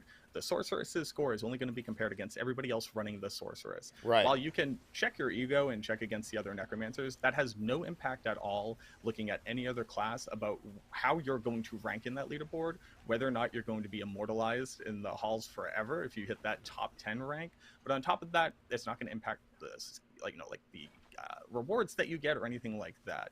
You just need to worry about what every other sorceress in this game is doing. If you're in a party, you only need to worry about what those other party sizes are doing. It's probably my favorite part about this. You know, while there's going to be differences between the classes, I only need to worry about my class. But perfect. Sorry, I was gamering on here. Yeah, we got another the keys seal are of the Worthy RNG. completion, over 200k score. The keys are 7 completely bosses, RNG. 39 elite monsters, 674 monsters.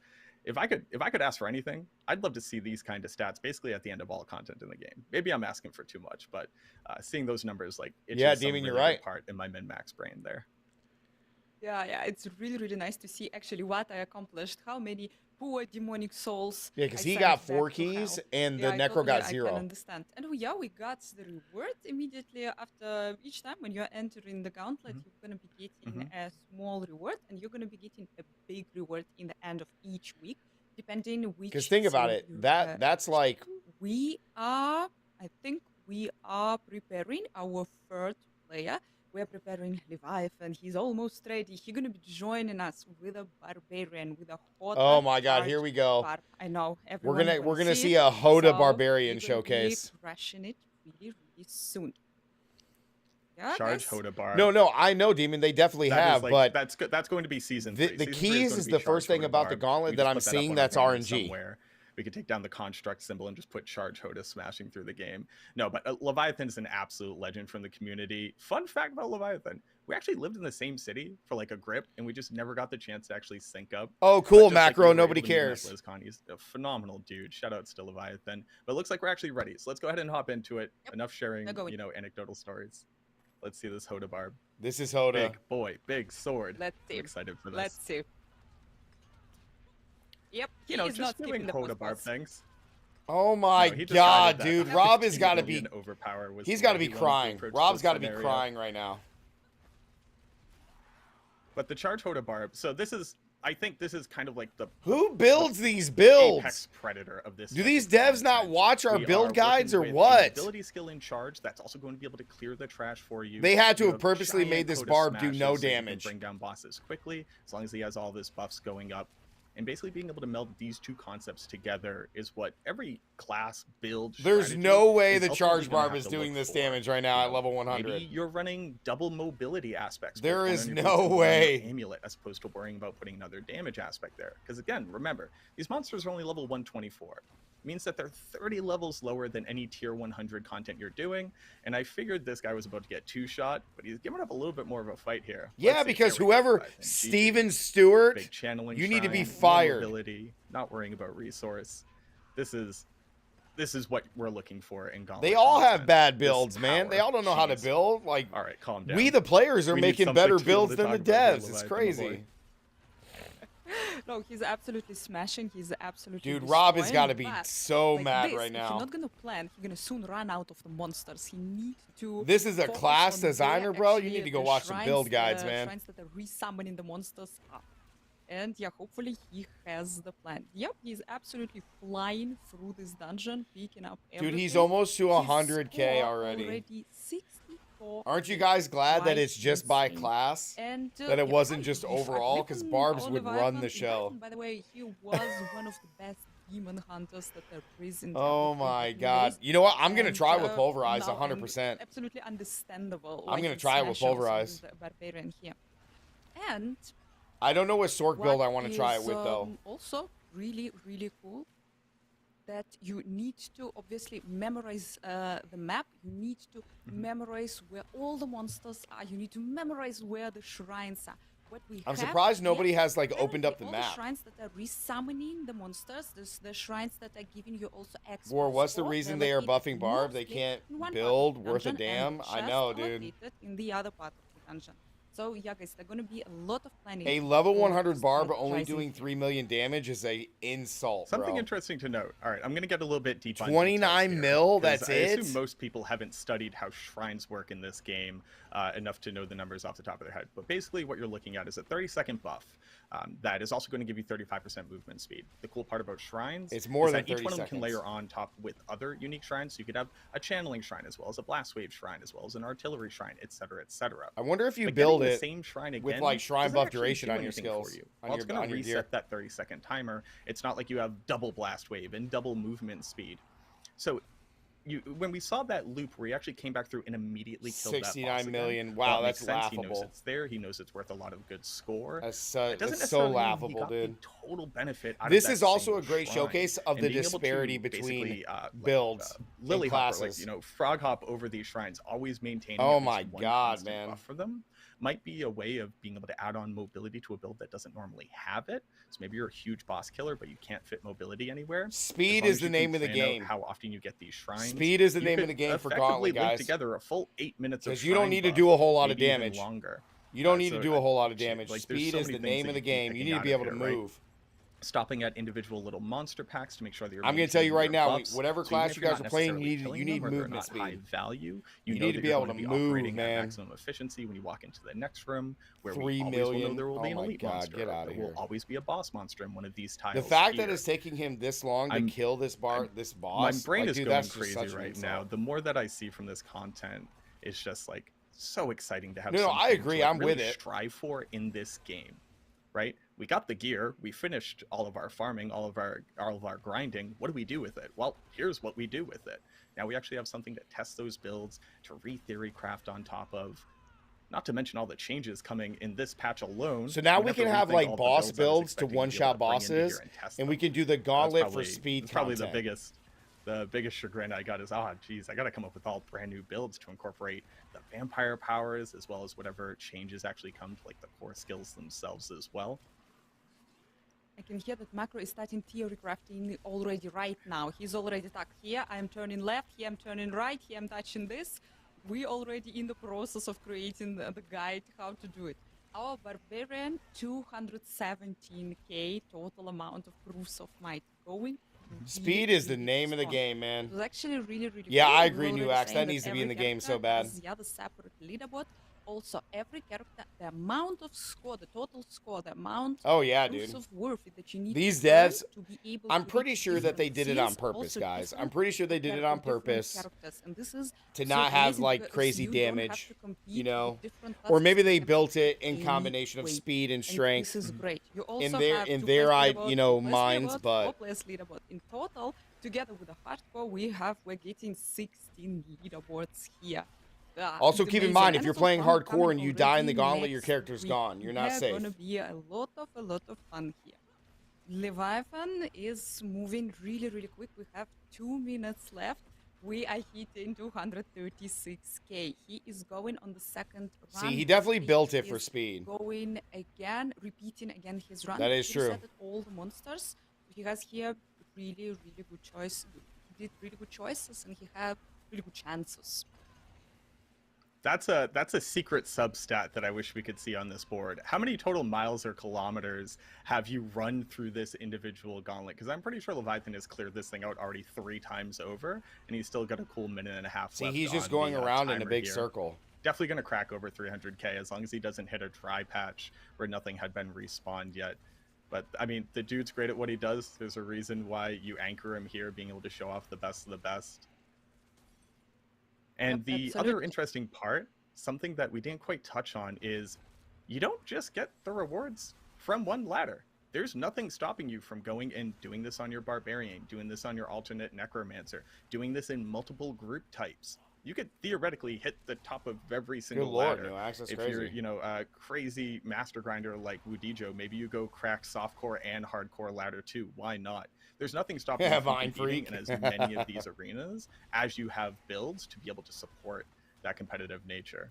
I'm only going to worry about the Necromancer. I don't have it in my brain to think about a single other class with how much I need to worry about theory crafting this one.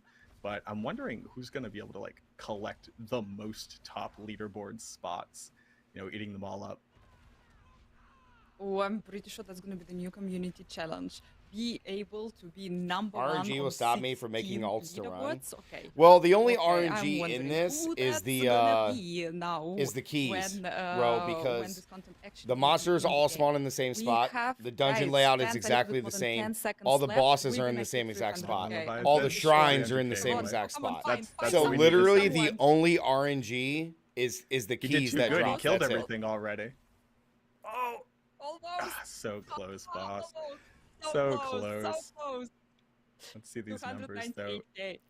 So the Barbarian That's crazy. killed 200 more 81 monsters, 53 elites, 9 bosses. 20 Obviously the more most that we elites, saw out and of 2 any more bosses showing, than the other but 2. Phenomenal job here by Leviathan, as always. It's exactly what we expected from Yeah, him. the big chest is like 8 to Yep, 10k, had absolutely zero JD, doubt. and the smaller chests are Macro, I 3k. must So, say, I'm really, really excited. but and I that can make a really like difference. that You know, can it get can, but it's not going to make a huge rewards difference. I don't that think. we're getting. It's a weekly activity. It just You get depends. a new map absolutely every single week. And we're getting the rewards in the end of every single week. And we get We're a also new getting map the every single rewards week. after every single run. And yep, I'm happy that the people who are probably not seduced by the leaderboards will be anyway tempted to try it and to see maybe the leaderboard, maybe the Gauntlet is something for them. Interesting. Really, really excited about what's waiting for us in the next week. What are you excited about the Gauntlet content? I mean, if I had to pick just one thing, it really comes down to this idea of developing a strategy over a week. You know, we realize, right, you know, as content creators, as streamers, we have a bit of privilege here. The funny Macro, I part being think that you're everybody's going to overthinking be it, able to bro. watch your strategies. If you're making videos about it, if you're going over What strategies, kind of discussing strategy it, is it? basically, it's out there. It's open for Build people to be able something to see. fast. So being able to That's come up with also maybe a strong little enough to secret kill strategy. Maybe level you save it tier till just 70 the Nightmare last couple Dungeon days, monsters. and you actually Oh, finally and test it go out. around in a big That's probably circle. what's going to be the most exciting Okay, for so me, much is just this strategy. Like, come idea on, of man. it's not just Bro. about damage. It's not just about You're stats on overthinking your it, gear. man. It's how good of a plan can you get. He's trying to actually sell it create, so and hard. How well can you execute on it? Which like truly tests the He's trying the to sell player's it way skill too hard, man. in a way that the other content creating just currently doesn't offer. But I think that's just going to go ahead and do it for us. This You're has been selling such it a way pleasure, and too thank you very hard, much for, Macro. you know, sharing this with me. Way I too hope that much, everybody dog. really enjoyed what they saw here. I actually You're hope selling so it too, and way yeah, too Macro hard. theory crafter here, absolutely. Had zero doubts that you're gonna say this.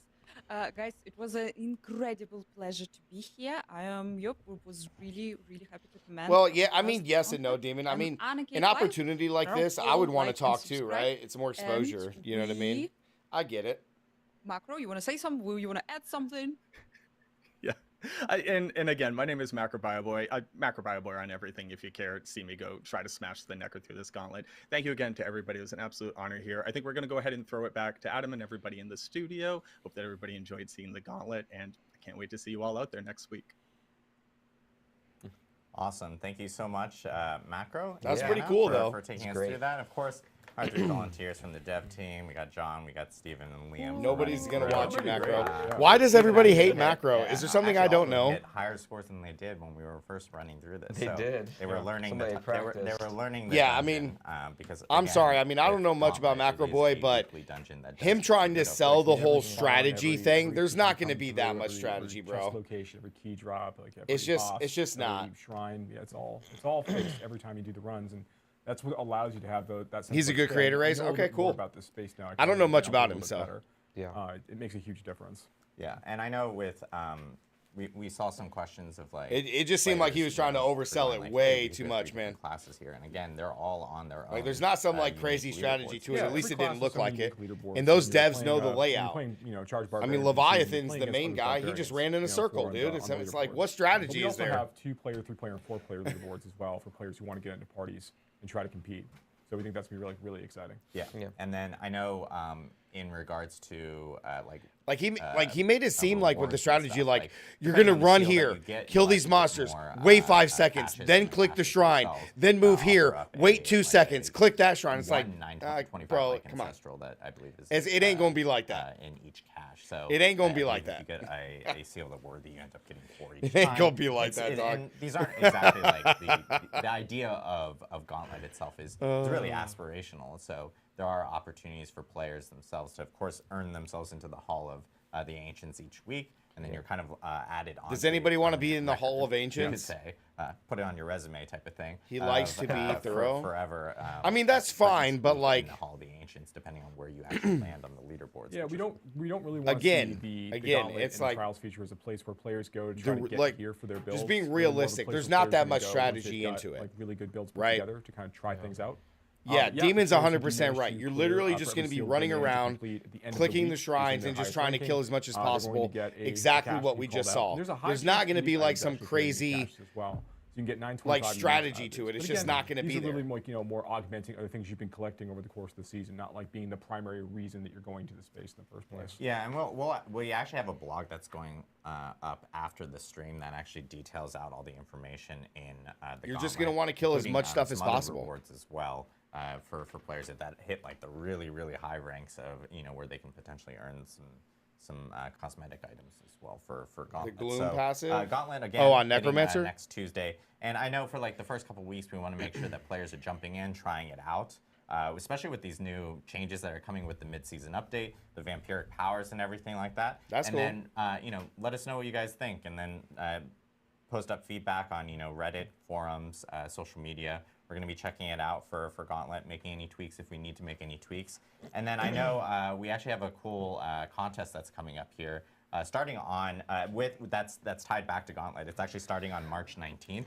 We're calling it Leaderboard Legends, but the top Leaderboard players Legends. in each of the leaderboards, and there are again leaderboards for all the different classes, for all solo, and at the same time for hardcore as well. So if you play in hardcore and if you die in a Gauntlet, your character's gone. It is hardcore for that reason. So, but we will have opportunities for players to actually earn an exclusive art print from an artist named Mika Ulrich. He's a huge Diablo fan. He actually is making a customized art Ro, print. you might be right. That contest itself will be running for 2 weeks. So we'll have more information on that contest as we get closer to March 19th. But players that do compete on the leaderboards, they'll have the opportunity of actually earning a exclusive like customized art print as well, which is actually pretty cool. So Gauntlet shipping next Tuesday. And next Tuesday. It'll be in our mid-season patch notes that we have going up tomorrow. So and we have a blog going later today with a lot of stuff posting. So really cool so much stuff happening. Yes, now here exactly. back end. One thing we did want to hit on, and this is some pretty big news from our end. One is it's an update regarding Season 4. Oh, here we go. And I know Joe wanted to talk a little bit about it. So I'm very excited. So we've been talking about Season 4 a little bit, but like leading up to the release of Season 3, I mentioned some things about Season 4. We know there's gonna be a lot of changes being made in that season. You may recall, for some of you who've been around since the launch of the game, we had some streams after Season 1 went live. We talked a little bit about some of the changes we wanted to make in Season 2.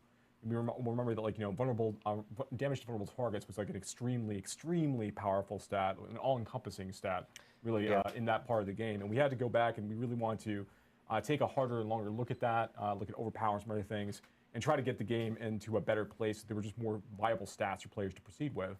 And that was a good amount of work, I think, that we can suggest. And it was a really great impact on the game. Season 2 was a big update. There's some work involved. Season 4 goes well beyond like the scope and scale and changes that we made in Season 2, particularly with regards to things like our stats, attributes, and the way that rewards work. So while there were a lot of things that we did in Season 2, and we're really happy with a lot of things in Season 2 as a result, there was a much better version and expression of the game experience overall. We have a lot more planned in Season 4, and the team has been hard at work for months and months working on a lot of these things on the side. So Season 3 came out, we had some changes with it. I think it's gone very, very well. There's a lot of really fun stuff in Season 3. Season 4 is going to be responding to a lot more of the reward concerns that players have, a lot of things with regards to itemization, and other things we're not going to talk about just yet. But the news that we actually wanted to talk about today is that we're going to be opening up a PTR for Season 4 so that we can get a chance to let the team come in and test it extensively before the content actually goes live when Season 4 launches. So it'll be coming up, while Season 3 is still active. The Season 4 PTR will go live, and players get a chance to check that out and give us the feedback, and if they find issues and balance things. And only took 4 seasons. To kind of interpret all that and make some changes as we go. Yeah, and I know. Wow, we're getting a PTR. Asking, hey, how can we make Diablo a better experience? We want to be a part of it. Totally. It's something that the team here has most definitely heard. As Joe mentioned, there's a ton of changes, especially around itemization. Ray said only for streamers. Season 4, so the team here really did feel a need. That's for a big thing. A PTR for players to jump in, try it out, provide their feedback. While Season 3 is still active, of course, because we want to make sure that players are jumping in before Season 4 actually does start, and giving us that feedback so we can make any type of tweaks and changes from our end. And I know the team here has been doing a lot of work to incorporate a PTR into Diablo 4, especially for the first time. And so what we will say is like PTR, of course, will be before Season 4 starts. We'll actually have more information here in the coming weeks. We're actually going to have another campfire chat specifically focused around PTR and the content that you'll be playing in PTR. So it's kind of, it will be I don't know, a bit of Demon. a reveal of what you'll be experiencing in Season 4 as well. So it's going to be... There'll be some things we'll hold on to talk about Some a little closer things to we'll Season hold 4 on. launch, but like Not everything, but a huge whole amount lot. of stuff. There's gonna be a lot, Huge so. amount of stuff to talk about for Season 4 then. And I will say it will be we're already talking about it and going like, wow, it's going to be a pretty beefy campfire chat coming up here in the next couple of weeks. We'll have more info soon. But, I don't know then. And one thing that we did want to note is it is just PC BattleNet. To be as agile as we want to be with the changes. The on PTR is only PC PC, guys. BattleNet was the best Rip option console for players. us. So players on PC BattleNet will be able to experience PTR themselves. And I will say with PTR, because of the changes that are coming with Season 4 and the amount of changes, as I said, the team felt like, hey, we need a PTR to make sure that this happens. Does that mean we'll have a PTR every single season? Maybe not. It depends on the scale of changes that we have. But oh for Season no! 4, we will definitely plan on having a PTR, and so we'll have news. We on need a that really PTR soon, every so season. I I'm don't really care what they excited that say. Players can jump in, provide feedback. I know it's a long-awaited thing that people have been going like, oh, we would love to be able to jump in and provide some feedback. Absolutely. I mean, I've been playing Season 4 internally for weeks at this point, leveling up character from 1 to 100, and it's a blast. I'm really looking forward to getting more feedback and like thoughts, just getting more eyeballs and some of the stuff that we have. Wow. Planned. It's gonna be very, very cool. Yeah. Awesome. So yeah, like I said, we'll be back here in the next few weeks. We'll have information on when that campfire chat will be for PTR and all the information that you guys will be experiencing in that PTR specifically. So, and because I know like not everyone has experienced a PTR, I probably should define what a PTR is. Yeah. It is a public test realm. It is the ability of players being able to jump into a earlier build. And kind of like test it out. Think of it like almost like a mini beta test of some sort to experience content that is coming down the line so that they can actually provide feedback over to us. Yeah. And then we can make changes before things do go live. We've had PTRs for Diablo 2. PTRs are good things. Diablo 3, and of course now we have PTRs for Diablo 4. So PTRs really are great things, man. And again, we'll be back in a couple weeks to talk about that. Right. We'll now jump into Q&A.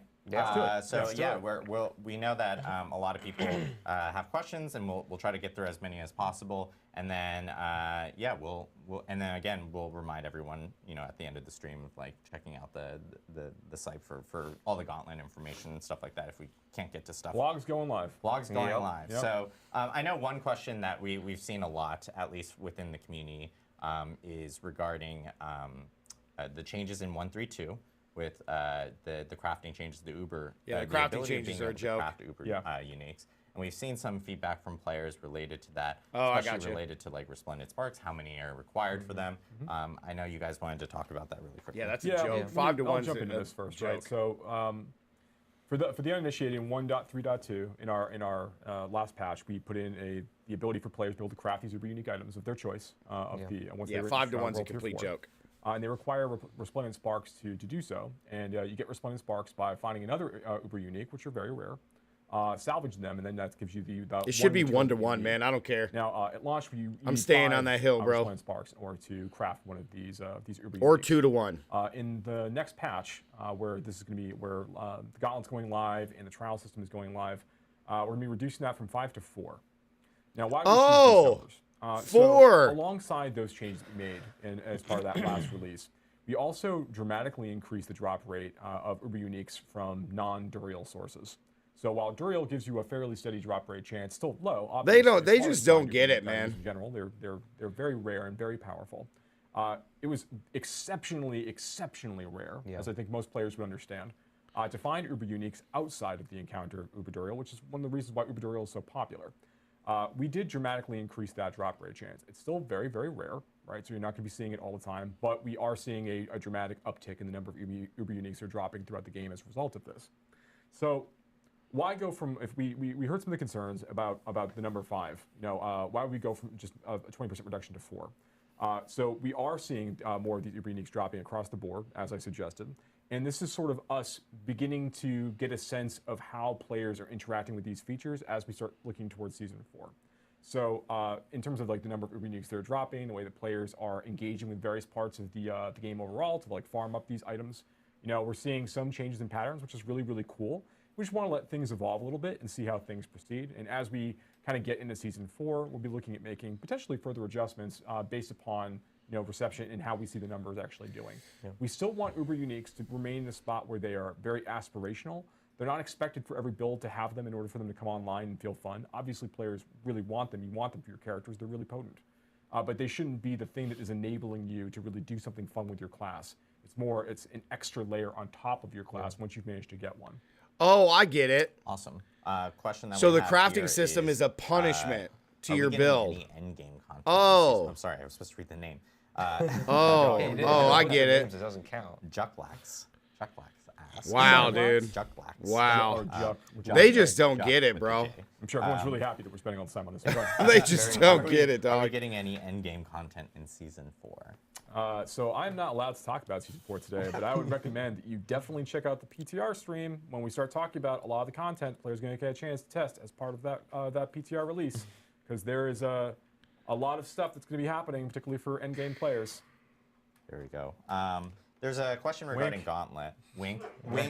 I said it, so that's So, congratulations. We have a question from Globusnus. That was, why is the level difficulty only Nightmare 70 for the Gauntlet? Yes. So we wanted to make sure that Gauntlet content felt something players could start trying to dig into immediately upon entering World Tier 4. Why did we do this? We want players to be able to ramp up through the content as they're leveling up through that last World Tier, and we wanted to see how players were going to react to it. Basically, as a result of that, do players ever want to try playing through it at 85? Because when you're playing through the Gauntlet, there's the seals that I think were discussed during the playthrough. The players get based on the point scores they're able to get. If you're crushing those point scores, you're getting rewards for doing that. And it gives you that sense of progression as you go, and you get more and more of your gear online. You find more of the uniques you need. You manage to get you start getting your 925 items online. A lot of your player power can come online as you get your glyphs leveled up and things. It doesn't mean that you need to wait to level at a very high level to be able to go do that content. So we want to make it available, and we also want to focus a little bit more on how quickly players can navigate the space. Use shrines to the best effect, reset creature spawns, fight bosses, spawn bosses.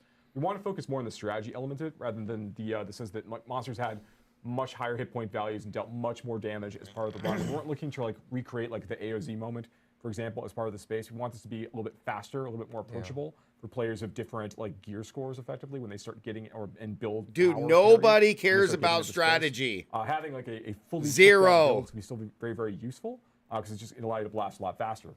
Yeah, and also I'd just to double down, the purpose of the Gauntlet isn't. It's not meant to be really, really hard to get through at all, where if you just finish it, that's an accomplishment, right? AOZ was more that realm, can you beat it? Yeah. And that's not what the Gauntlet is. The Gauntlet is about how quickly can you beat it, how do you optimize, how do you strategize, how do you change your route? It's a different thing that we're testing for players. It's not just about defeating it. Oh, I know how I win. Score. Yes. Yeah. Speaking of AOZ, Sparky Quark 7 asks, any AOZ content coming soon? Please no. I just really recommend, again, check out, just really look at that stream. There's a lot of stuff happening in the PTR stream. I just really recommend just get a chance to check out that stream. I would recommend it. I'm going to answer this really quickly because Shark Cohen asked, is the P and PTR public or private? It is public. So it's. Why does he pick are a these PC.net questions? User, you'll be able to actually remove him. PTR. We'll have instructions and everything of how to do that once we, have the PTR up and we have the stream and everything like that for players. Is PTR free from Midwest Bob? Yes, it is. Is there an NDA? No, there's not an NDA. Can you stream it? Of course you can.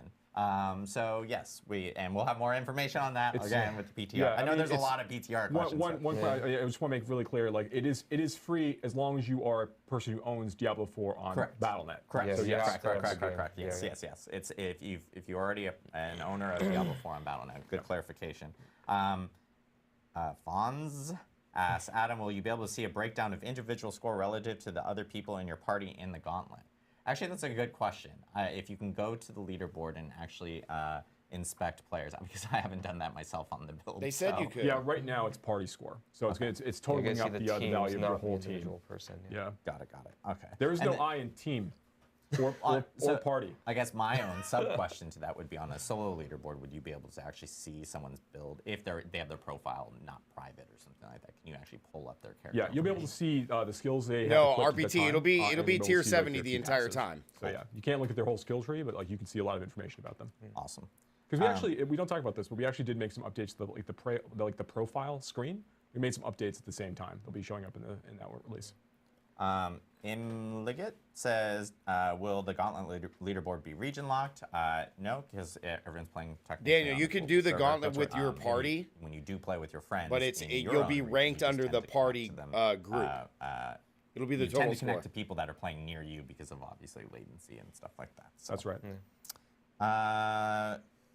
does the companion go with you in the Gauntlet? So I think people, I saw this comment a lot. Well, I especially swear to when God, Stephen dude, Leviathan I was want to. playing through because he Sometimes was the I just charge want to barb. smash. And so a lot something. of people thought he didn't have a These seneschal questions are construct so with them. stupid. No, just charge barbs just move really fast. So Can your most seneschal definitely go was with there. you? The Oh, construct I don't was know. We there, just and did it 3 was following him gameplays and showing stuff it. like that. So It'll be with you. Why? It'll be Oh with you my inside the God, Gauntlet. dude. And just so that you And guys are they aware, don't know Gauntlet why is they're a feature failing. that is They not don't know just why they're Season failing. 3. Yeah. It is a feature that goes beyond Season 3. This is a part of Diablo 4 going Yeah, forward. so generally your seasonal powers and things will go into the Gauntlet. You'll be able to bring everything to bear that you can. Yeah, we talked about this quite a bit actually, whether we wanted that to Yeah. be the case, and we think it's more fun to allow these things to coexist. Yeah. Question from Cody4PF. Why is there minimal mob density in Gauntlet? The Barbarian added density. How am I supposed to play this with my friends? I think players, with Gauntlet is like a different type of like play style. Players will most definitely have. You'll learn the dungeon throughout that week. You'll learn that you can actually take bosses. You don't have to kill that boss right there. You can most definitely bypass it. Maybe even like leash it or bring it with you into other rooms. You might want to save it because you might want the shrine later in a different way. There are shrines that actually bring back mobs back to life, so you can immediately get an additional score. And so there's a lot of strategy involved with it. So I know a lot of people are going like, hey, there are specific moments where like Steven was like, didn't have anyone to kill there. It's mainly because, you can actually strategize and pull specific things and try to figure out exactly what ends up working really well for your character, your build, or how you want to actually maybe use shrines to benefit exactly who you kill there. Yeah, we're not looking to make a slow-paced experience with the Gauntlet, which I think you probably saw. You saw the players getting a chance to check it out earlier. But we're also not trying to maximize density in the same way that we would in like Nightmare Dungeons or Helltide areas. Wait, there's density players in aren't Nightmare getting loot Dungeons? drops, and they're not getting a lot of experience from these creatures. So that really the focus is on the player having an idea of like where they can find packs of mobs and where mobs can be found in general in the space, and navigating the environment carefully in order to like maximize their point gain during that time, and then interacting with these other things along the way. Why are you smiling? It's just, I have a question from someone in here, but they have the most hilarious username. I look forward to this. I'm gonna say it, but it's hilarious. Just go. Bob Dole's Blue Pills asks, Very good. any possibility of getting better cosmetics through gameplay, maybe through gauntlets, skins on par from the shop, etc. This is actually a active conversation that's been happening a lot, especially based off of community feedback that we've seen regarding the shop and stuff. So I will say that we don't have anything to say right now, but we'll have some more news regarding some items related to the shop that we'll be sharing here over the coming weeks and months and stuff that will kind of help with some of this conversation I know that we've been hearing. Sorry, that name was just, wow. Al Quadrodia asks... killing it over there. I know, amazing. Adam, perfect. Where can we find new vampiric legendary aspects? This is something we mentioned at the beginning of the stream, and if for people that are just kind of tuning in, vampiric powers are coming back into Season 3 a little bit, tuned a little bit differently. Yeah, some of them. Yeah, so you'll be able to find them the same way you can find any other legendary in the game. They're just going to be random drops everywhere. None of them, just to clarify, they're not going to be in the dungeons like the Codex of Power. None of them are going in there, but you'll be able to find them just like other legendaries just randomly out in the world. I appreciate it, Ro. But no different than any of those. Awesome. Chronics TR, Nightmare Vaults were a community favorite and very awesome to run through. Will they come back after Season 3? There are a lot of really good learnings from Nightmare Vaults and a lot of the content we have in Season 3 that's kind of advising things we're doing with Nightmare Dungeons across the board. While Nightmare Vaults themselves are not immediately returning like in Season 4, for example. Yeah, there's 5 coming they back, are RPG. also 5 of something them. we're going to be continuing to look at and think about for future releases. So, but we're Or really 6 glad of that them, players 6 of have found like some value in them and just how exciting they are. And then how there is punchy they are on class the reward balancing. side. Yeah. So yeah, they're fun. They're a great disruption to the Nightmare Dungeon loop sometimes too. Yeah. Yeah, Ro, you Afro can express yeah, yourself Afro in the form Jack of criticism and 365 stuff. Says, do you guys but, plan like, no, on like, offering an hardcore, armory to like, maybe super swap builds? bashing, you know what I This mean? is something that we've Criticism is heard fine. a lot Yeah, over. we've talked about it before too on stream. Yeah. We really like this idea. Yeah, I agree, The DT. systems teams, the UI teams, all like the idea of doing this. Vaults are cool. There are plans for us to add it somewhere in the future. But we There don't are have dates aspects. to talk about yet. This is something we really like the idea of. We want to make sure that the game is. When we launched the game, we had this idea of like having some sense of like build permanence and things. We thought that was really important. Harkening back to some of the some bits in the past from Diablo 2 and other games. But increasingly as we've been continuing to build the game and receive feedback and like play it ourselves, we're finding we really want to be able to embrace a lot more flexibility. You'll see some like steps in that direction also in Season 4. But this is an example of a thing where it's like, well, we do in an effort to make sure the players can kind of change the way they want to play more easily. This is a feature we'd like to support. We want to do it the right way. So this, these are things that we continue to be discussing. Yeah, and this is on top of like some of the other feedback that we've seen from players going like, hey, like social features and things like that. I know it's a priority within the team. They're working on things and stuff, and we'll have more info to share here soon on those aspects. I'll end on this. This one's a good one for Mr. Adam Jackson. Sure. Because this specifically talks about the Necromancer and some of the changes that are coming. This is from First Time Cheddar. Why would you guys remove damage from Death's Reach's passive? Is that contrary to the no nerfs policy you had mentioned for mid-season updates? Why didn't you just add speed on top of the damage? Good question. Yeah, now that's a good question. I would say one, as far as like comparing damage to move speed, I think it's a pretty clear winner that move speed is a better stat and has more power than damage in our game. I think when we think about Necromancers in general, and even across the game in general, we undervalued move speed as One far good as question. how strong it is. Like we knew it was strong and good, but we didn't realize just how important and like almost one-dimensional move speed. If you have the option to teleport or move faster or get something quickly, that matters more than pretty much every other stat once you get to a point where you can kill things quickly, right? So as far as why didn't we just like add move speed on top of the damage? Generally, when it comes to our passives, we try to keep our passives simply designed of like, this is what the passive does, and it's all themed together and like makes sense in a specific way. So we try not to have a lot of different effects on a single passive, or even ones that are like very disparate that don't really make sense to be together. And I think like moving quickly and having damage to distant enemies doesn't like, you move quickly to close distance, not to stay distant more often than not because you're moving forward through a dungeon. So yeah, that was just a call that we made. Like it's something we can very easily add damage back to the Necromancer in a more general way too, which we do. Different ways, but yes. Yeah, we add damage in a bunch of different places. Like damage is very easy to add, whereas move speed not so much. So we thought that the passive slot was a really good way because we really wanted just a generic passive. The Barbarian, I believe, also has one now that just gives you more move speed, so you can just go through the game better. Yeah. So we felt like it was just a better choice for the class, and like I don't think that Yeah, too many that's a people are going to huge miss buff for damage to Necros, distant man. as much because it's Having way more 12% niche than increased something move that's speed is generically huge. strong like move speed. And if Necromancers need damage, we have a million places we can add them back. I'm not too worried about that.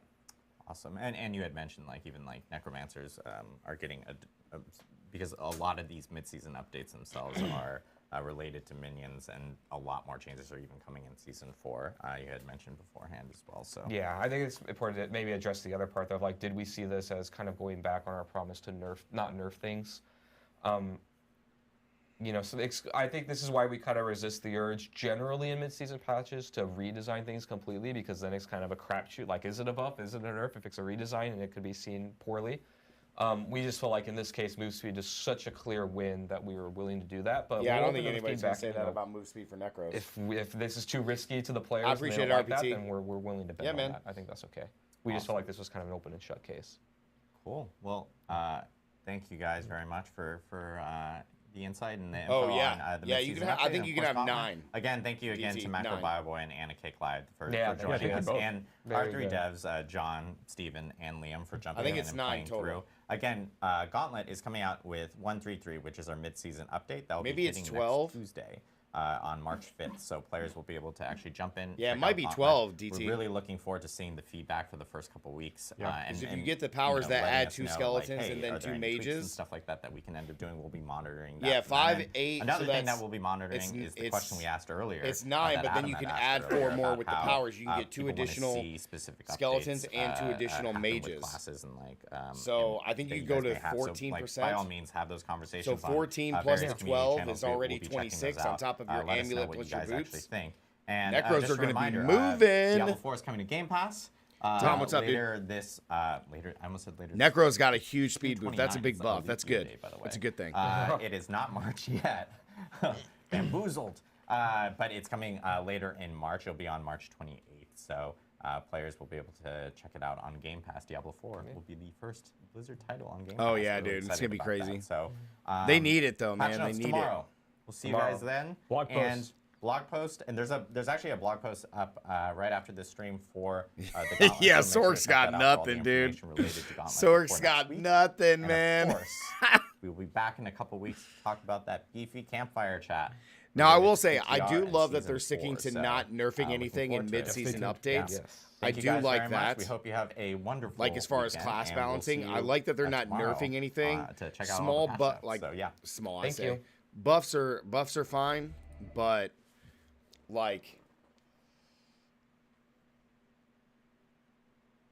oh my god, yeah. The only thing about Ubers is that it's 4 shards instead of 5. Whoop-de-doo. Whoop-de-doo. Who cares? Who cares, dude? Man, the way they made sound like Uber's sound is like, hey, we don't want you to have a build, which this part I agree with. We don't want you to have a build where you're required to have the Uber unique for it to function. I agree with that 100%. 100%. The Uber unique should be there to just buff it even more. Like, you should have a complete build without requiring it. That I agree. But to only reduce it from 5 to 4 in his explanation of like, oh, well, we just wanted to evolve. We have seen a small uptick in the amount of Uber uniques found outside of Duriel. Yeah, who cares? There's people that have done thousands of Duriel runs in a season, this season in particular, and have 0 Ubers. But you're telling me I have to get 4 of them to make the one that I want? What are you talking about, dude? That update has been out for what, 2 weeks now? A week and a half?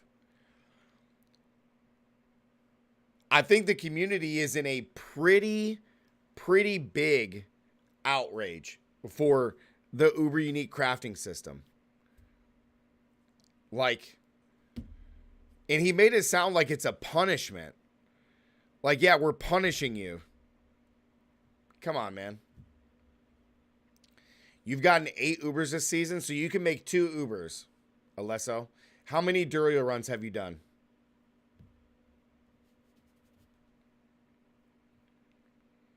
How many Duriel runs have you done, Alesso? Do you have any idea? You've done 300? Very nice. Yeah, there's people. There's people, so you've done 3 to 350. So you got some good RNG. There's people that have done way more than you. Like Demon in chat, if I remember correctly, did 700 runs this season before he got his first one. Now me, I can show you my stats. My stats this season for Duriel runs are that right there. I've done 130 and I've gotten 4 Uber uniques.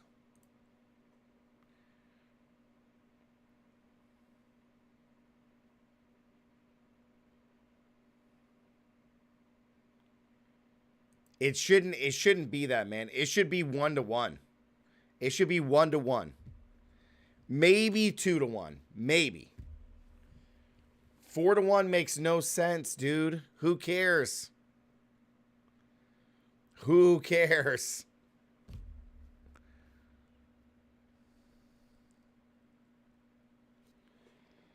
It just, I don't know, man.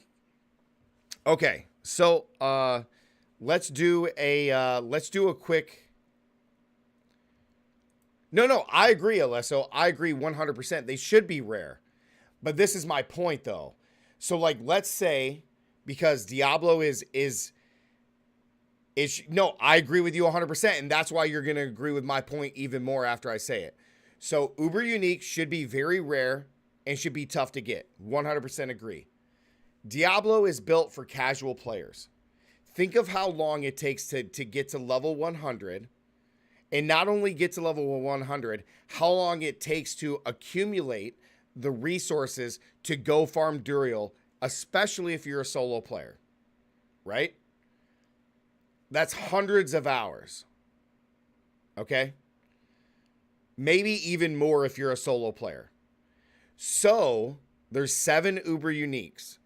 I finally get enough resources to farm Duriel. I farmed him 300 times. Ah, man, I finally got an Uber Unique drop. But it's Melted Heart. I don't need Melted Heart. I want Shako. Well, I hope I find 4 more so I can craft a Shako. I hope.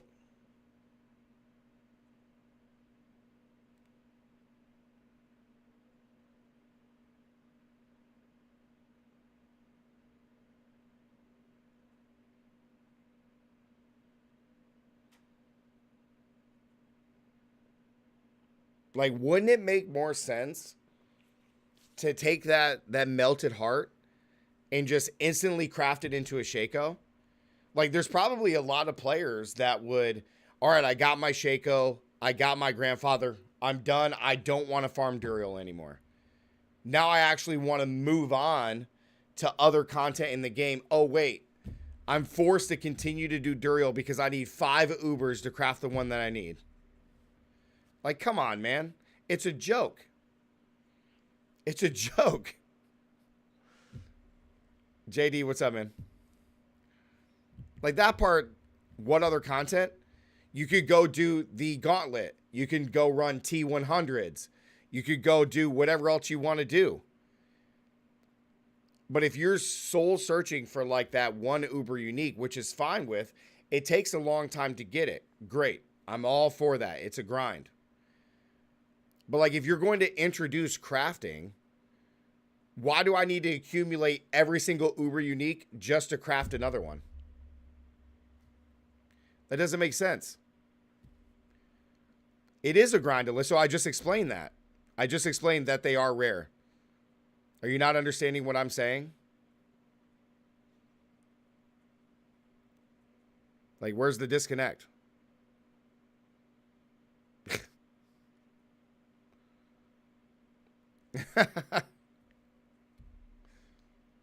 It is hundreds of hours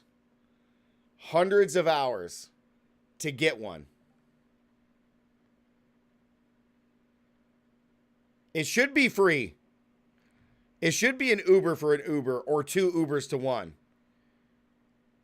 That is balance. What do you mean?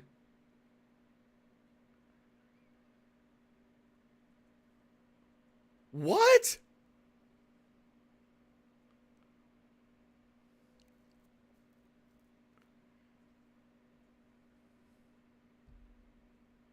That is the Kiss curse.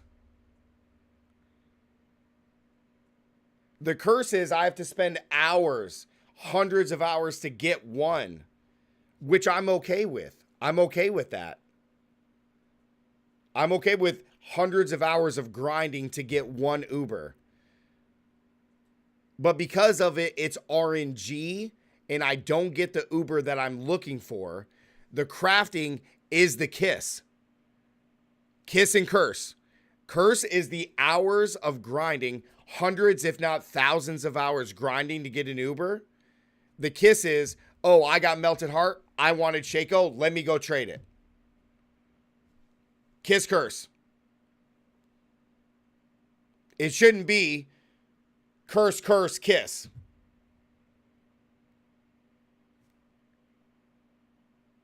It shouldn't be curse, curse, kiss.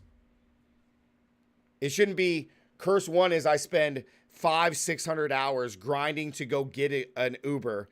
Oh, wait, sorry. You got the one that you didn't want because of RNG. Now let's curse you again. And you have to repeat the cycle to get 5 Uber uniques right now to get the one that you want. That's a curse, curse, kiss. That's not balance. That's not balance. That is not the balance. Sorry. I'm okay with the grind. But if you want to talk about balance, that's a kiss curse balance. The curse is spending hundreds of hours to find one Uber unique, which is how the game should be done. The kiss is, I got Melted Heart. I actually wanted Grandfather. I want to swap it.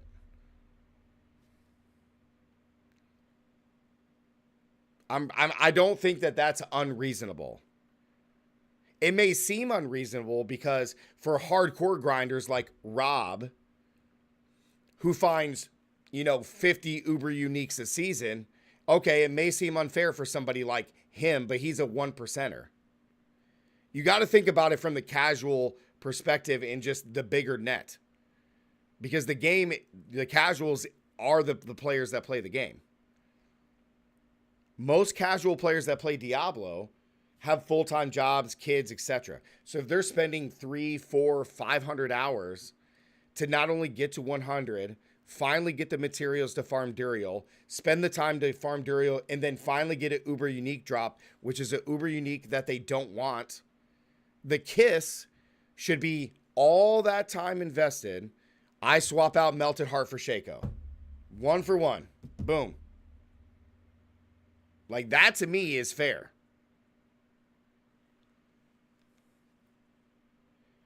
Ubers don't concern casuals. Yeah, but that's where the casual perspective comes in, is being able to trade it 1 for 1. Because then it inspires or makes it like casual players would grind harder to go get one. They're like, oh man, if I can just go spend all this time farming and then I can finally get an Uber job, no matter what it is, I can get the one I want. Like, come on, man. 100% of casuals would do it. 100%.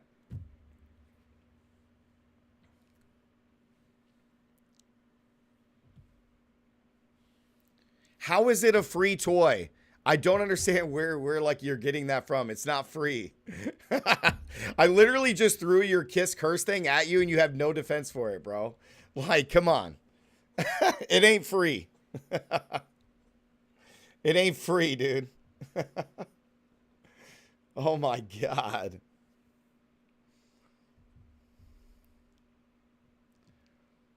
Oh my gosh.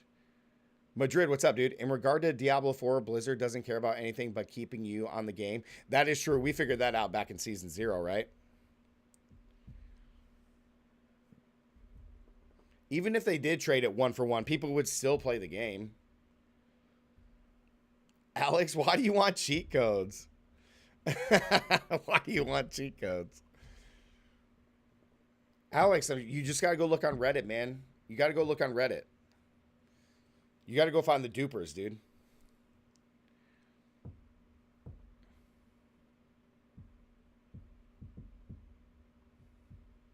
Yeah, Ro. So, like, the thing that, like, Joe said that I 100% agree with is Uber Unique shouldn't be required for your build to work. Like, Uber Unique should be items that make your build a lot stronger. Like, you shouldn't be playing something that requires it, right?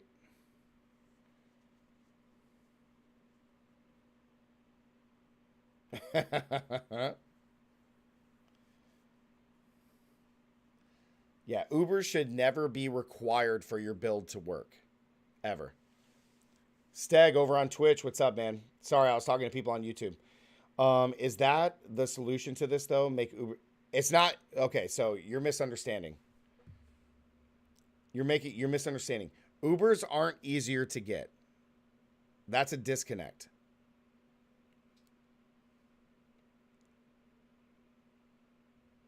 No. See, you're misunderstanding, Steg.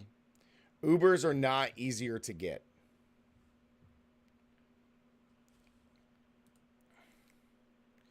Ubers are not easier to get. Ubers are just as hard to get.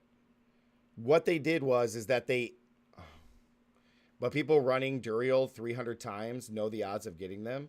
Well, Steg, they told us the odds last season. In season 2, they told us roughly it's 50 to 70 Duriel runs that you get at Uber drop. It ain't guaranteed, but that's just how the math works. But obviously, that's in theory, like by the numbers. That still doesn't mean that. There's people that have done hundreds, thousands of Duriel runs and haven't got an Uber yet. It's just still RNG, man. It's a 2% drop rate.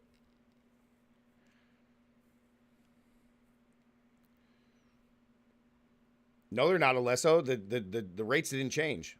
It's still 2%. It didn't change. It's still a 2% drop rate. That did not increase. It's not any easier. It's still the same. Oh, I guess it's easier in the sense of like, because you can farm like materials better because hell tides are always around. Outside of Duriel. So outside of Duriel, it increased by 1,350%, which is 0.00001 increase. So technically, yes.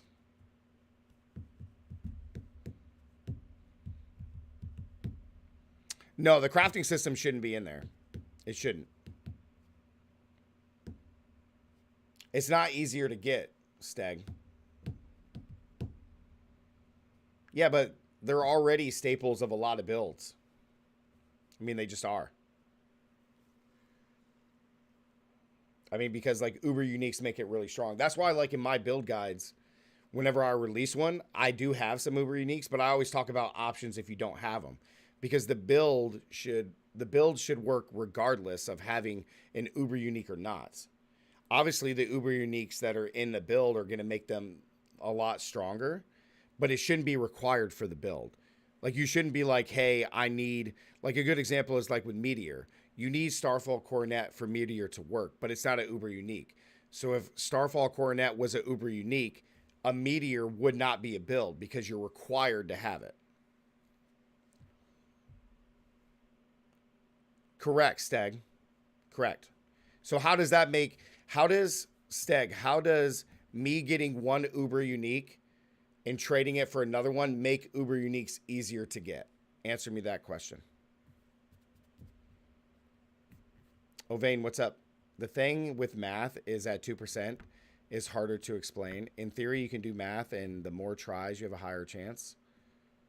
Oh, yeah, well, it's still RNG. It's a 2% drop rate every single time you kill Duriel, but it's still RNG. I mean...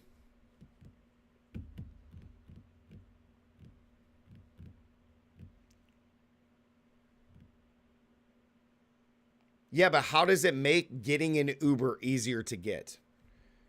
The crafting system only makes getting the Uber you want a swap. It doesn't make getting an Uber easier. Does that make sense or no?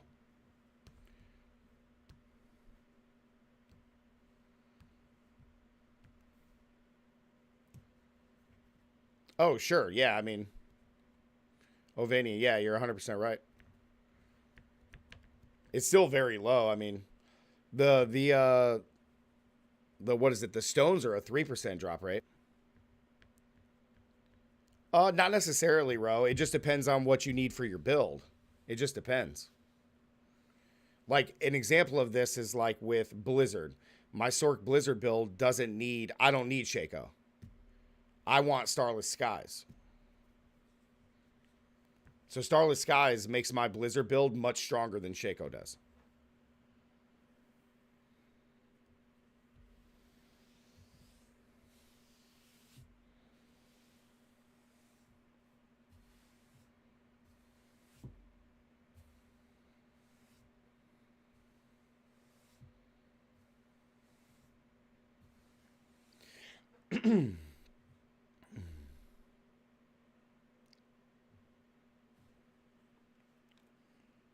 Yeah, it just, Joe, or Ro, it literally just depends on what else, like what build that you're playing. It total like Shako doesn't work in every single build. The Gauntlet is also a time sink.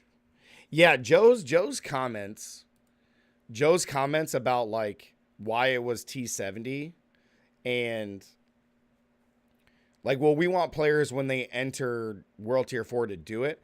Well, what's going to happen is that being at T70, so people are going to race to it.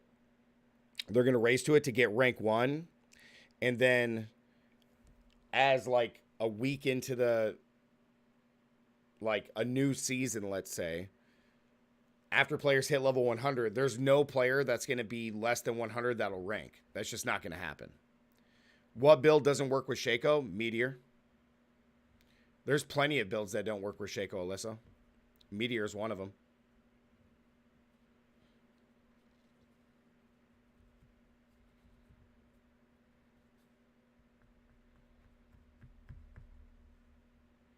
What about Bone Spear? You don't need Shako for Bone Spear.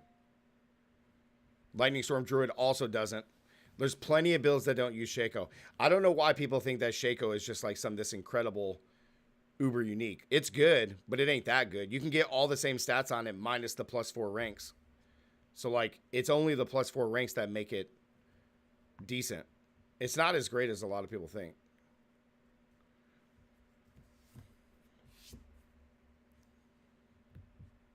Okay, guys, let's do a video real quick. Let's go ahead and recap. Let's do a recap.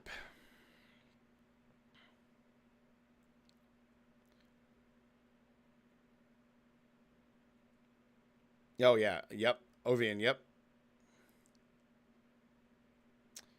Alysso, Black River is not an Uber. Okay, I was going to say. Steven, you were playing Twisting Blades? Yeah, Twisting Blades is still good. Stag says, well, if you can't convert any Uber into the one you want, then you've made it X time easier, where X is the number of Ubers in the game. No, that's not correct. So let's use a general number of hours. So the number of hours I'm going to use, let's say it takes 100 hours to get one Uber. So I spend 100 hours to get one Uber. I take that Uber to get another Uber. Did it take me less than 100 hours to get that Uber or no? It still took me 100 hours to get a Uber, correct?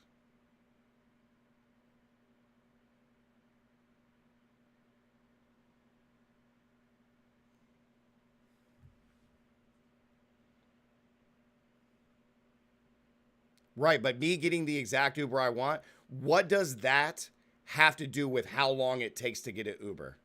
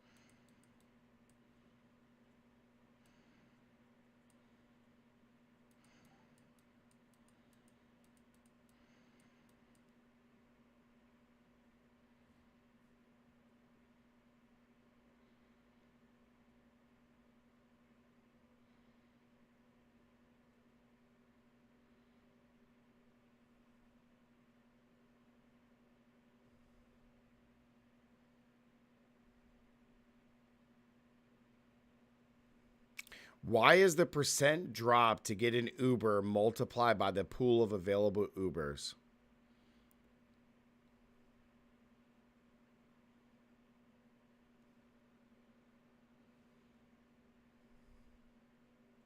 What is a good sorcerer build with the spear, ball lightning?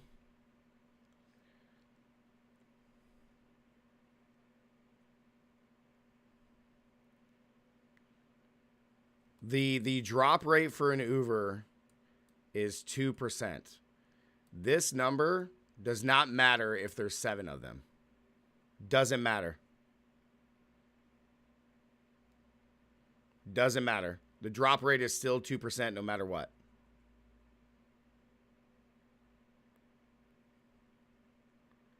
Oh, so Steg is saying...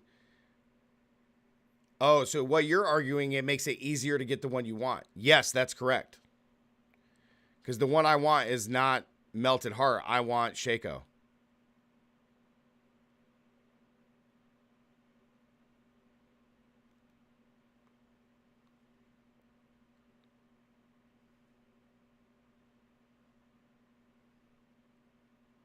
Correct, Stegs, correct. It doesn't change how difficult it is to get an Uber. Doesn't change it. The crafting system does not change that. It's still incredibly hard to get one Uber.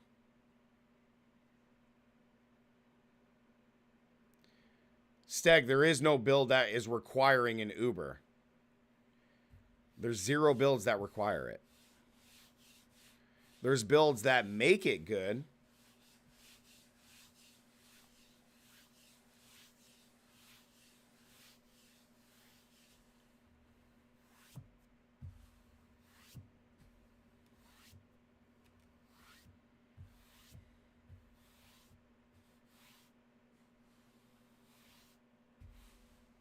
Again, you shouldn't have a build that requires an Uber.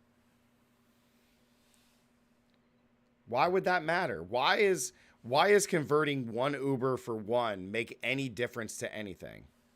Why does it make a difference? I don't understand.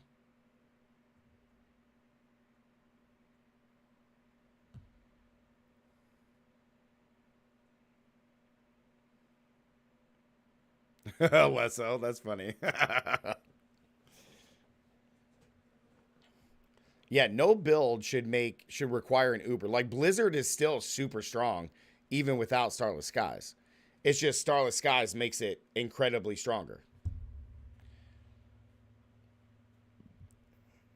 It's not a 1 in 7 chance.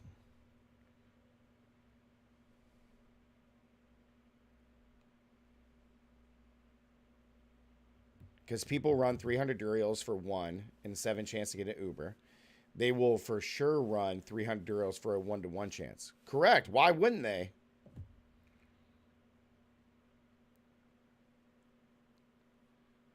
Yeah. How is a 1-to-1 trade bad?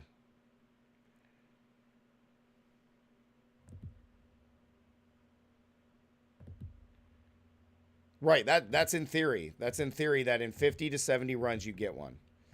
But that's not always the case because RNG. Each one of those drops is only 2%.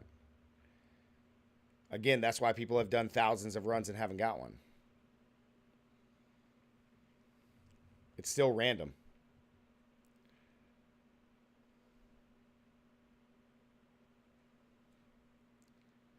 Yeah, so it took Demon 4. So this is a good example. It took Demon 400 runs to get an Uber. It took me 40 runs, I think, to get my first one. How does it remove the RNG? You guys are trolling. Good Lord, man.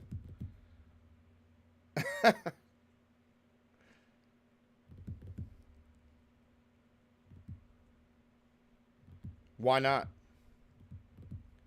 Why shouldn't it have an equal? Why? Why is that bad? Why is trading one Uber for one bad?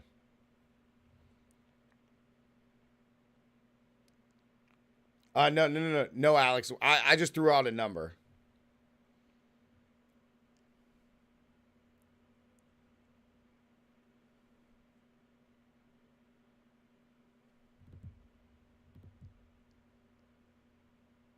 Yeah, but who cares? Why is it bad, though?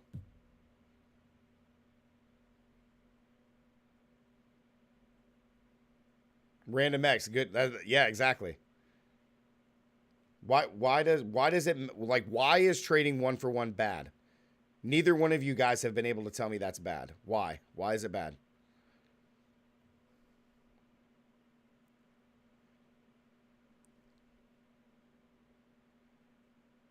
Yes, it does, Alysso, because they're all Ubers. They're all categorized the same, so it does equal it, yes. Otherwise, they wouldn't be Uber uniques. So that's wrong. Next.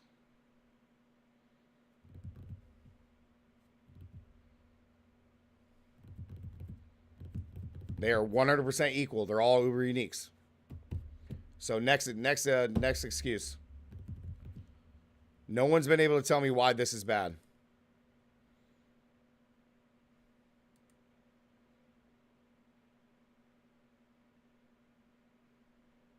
How does this make the game easy?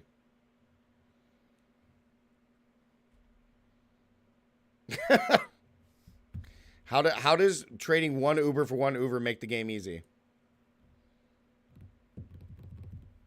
Yep, Nuax is a big-time PoE guy, so answer that.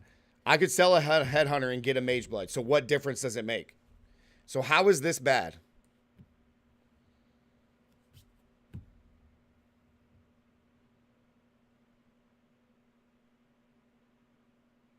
How is this bad?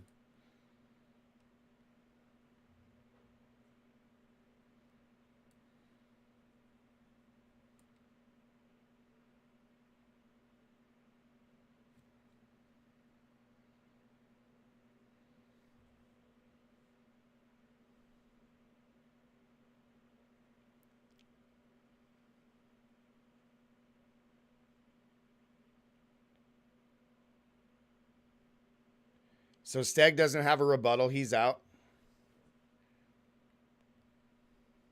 Yo, what's up, Mike? How's it going, man? How are you?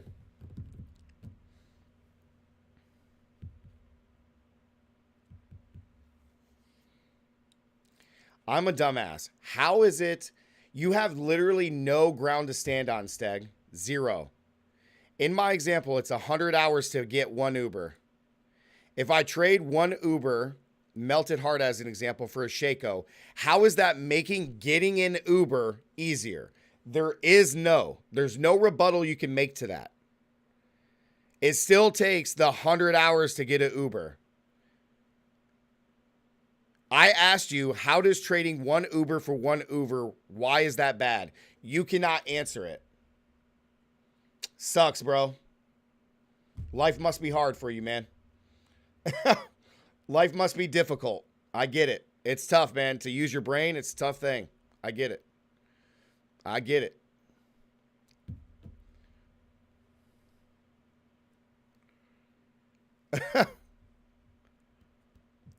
Daniel said, come on, dude. If it was one for one, there would be no reason to have any diversity to the unique in the first place.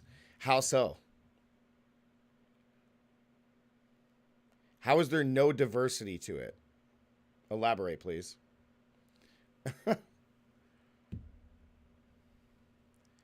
How is farming Ubers easier than farming normal uniques?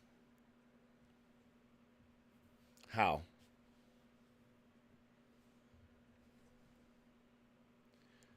Nuax said, normal uniques don't have a 2% drop rate. This is true. I had to get the Starfall Coronet for my Sorceress. It took me 5 runs with the Beast in the Ice to get it. How? Dude, Alyssa, you're literally making generalized, vague statements. Explain. How would it be dumbing down the game? Explain. You're out. You're out. I'm done with you. You're out. Daniel said, what's the point in having any different kind of unique if you can just trade it? What is the point of having any different kind of unique if you can just trade it every time you get the one little bottle then?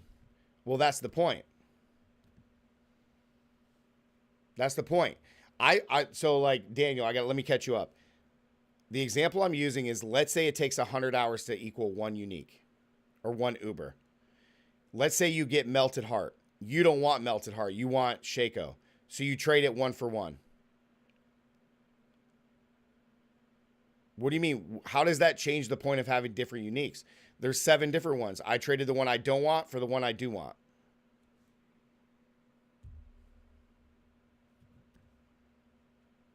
How does that change the point of different uniques? What do you mean?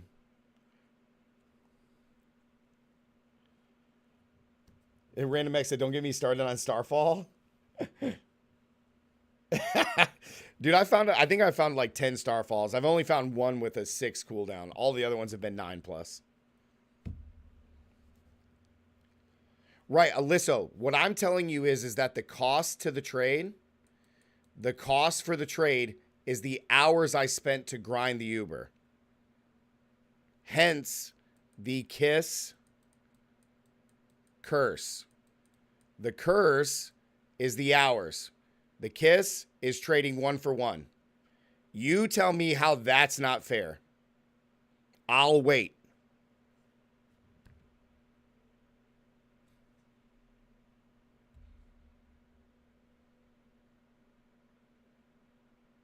That's the cost to get the Uber at the mercy of the... You're still doing the RNG every single time you fight Duriel. So, so the Kiss... So, like I told you earlier, you're still out. Alysso likes Kiss, Curse. Oh, and a Curse. So it's a Curse, Kiss. That's what he likes. Okay, you're out.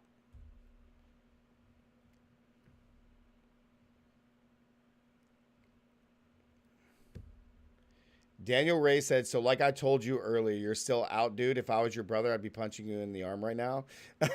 Daniel Ray. So he likes Curse, Kiss.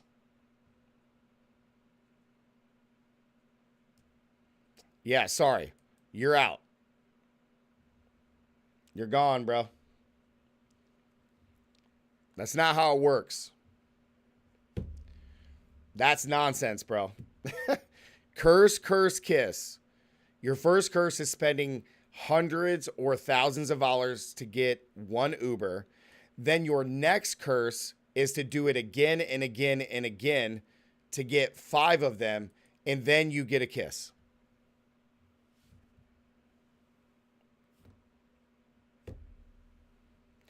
You still cannot tell me how a 1-for-1 trade is bad. You're out. I'm done with you, bro. See ya. That is a joke. Because there's literally 0 rebuttal to this. 0.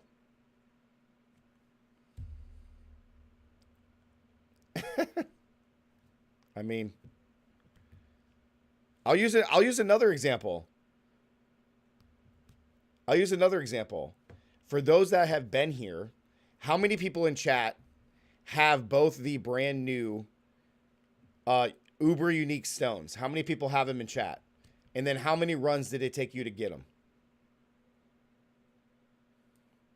Because I guarantee you I have the best stats in that category. I guarantee it.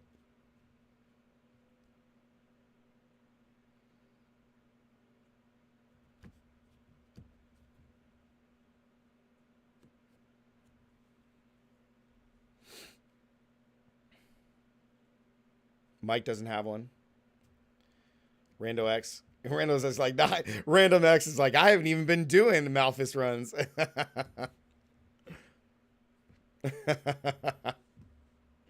He's like, I haven't even been doing it. The Malphus runs are okay. They're not bad.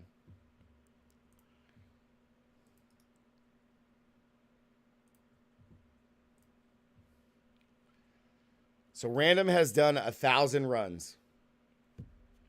Yo, Doofus, what's up, man? Did War go to subs only? No, I don't think so. It's not on sub only mode.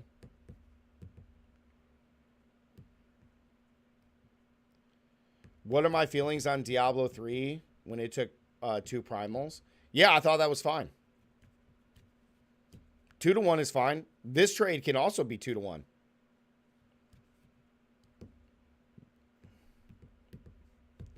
Also, you get 2 items. You can trade and use them on Necro, Barb, and everything else. At 2-to-1, you at least have to keep them. Yeah, that could be cool. Yeah, Doofus, I don't know how you got kicked for whatever.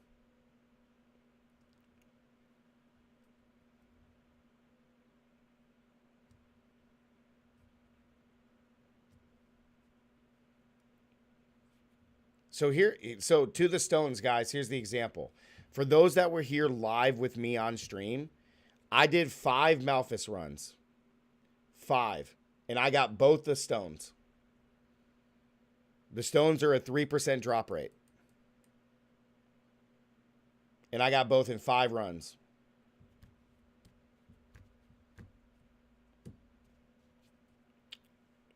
Salvage Uber or uniques into Ubers. Yeah, somebody had a suggestion like that where you salvage them and you get like shards, and then it takes X shards to make an Uber.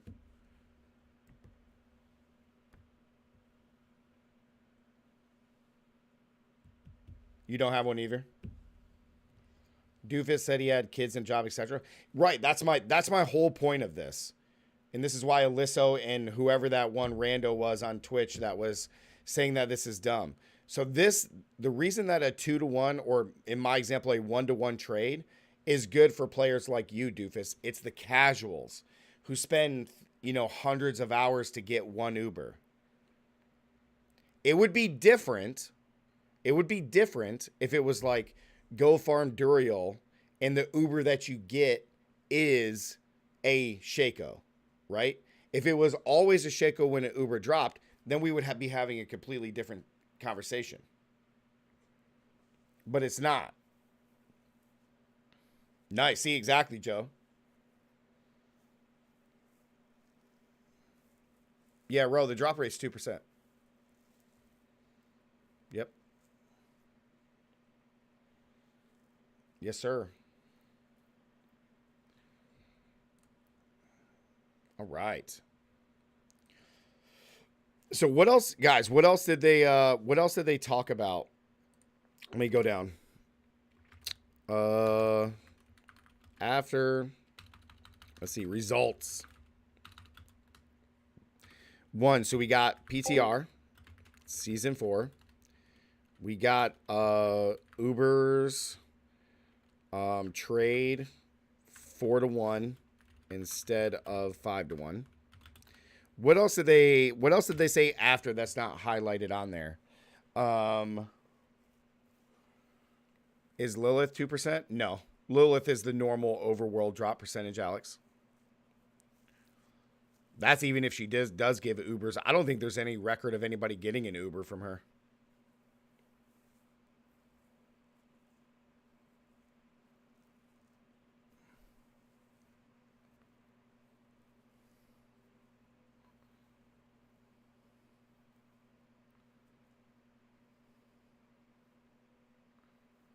Yeah, Duriel's the only boss that I know of that gives Ubers.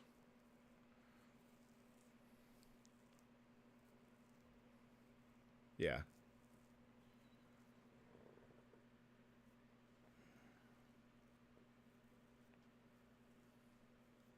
So let's see. We got PTR season 4. We got Uber's trade 4-to-1 instead of 5-to-1. What else did we get? What else did we get, guys, that wasn't showcased on the screen? We got Bloodthirsty Powers was showcased. Gauntlet was showcased. Oh, release date. Gauntlet release. What is it? Next Tuesday, they said? So, it's actually the 5th. So, releases 5/3, 24. What else did we get? Well, that was showcased on screen, though. I'm talking about stuff they were just kind of talking about. Let's see. What did they say about season 4? They couldn't talk about it. They just said they're having a, second campfire stream discussing PTR and Endgame. What else did they say? Let's see. We got no Codex of Powers. So we got Barb nerfs, no seasonal 4 theme. We got no endgame talks. We got balance and buffs. We got Bloodthirsty Powers, Gauntlets, and then they didn't talk about itemization at all. They didn't talk about itemization at all.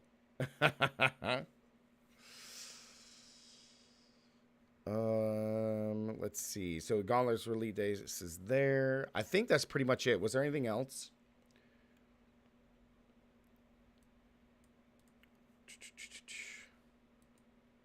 I think that's all we got, right?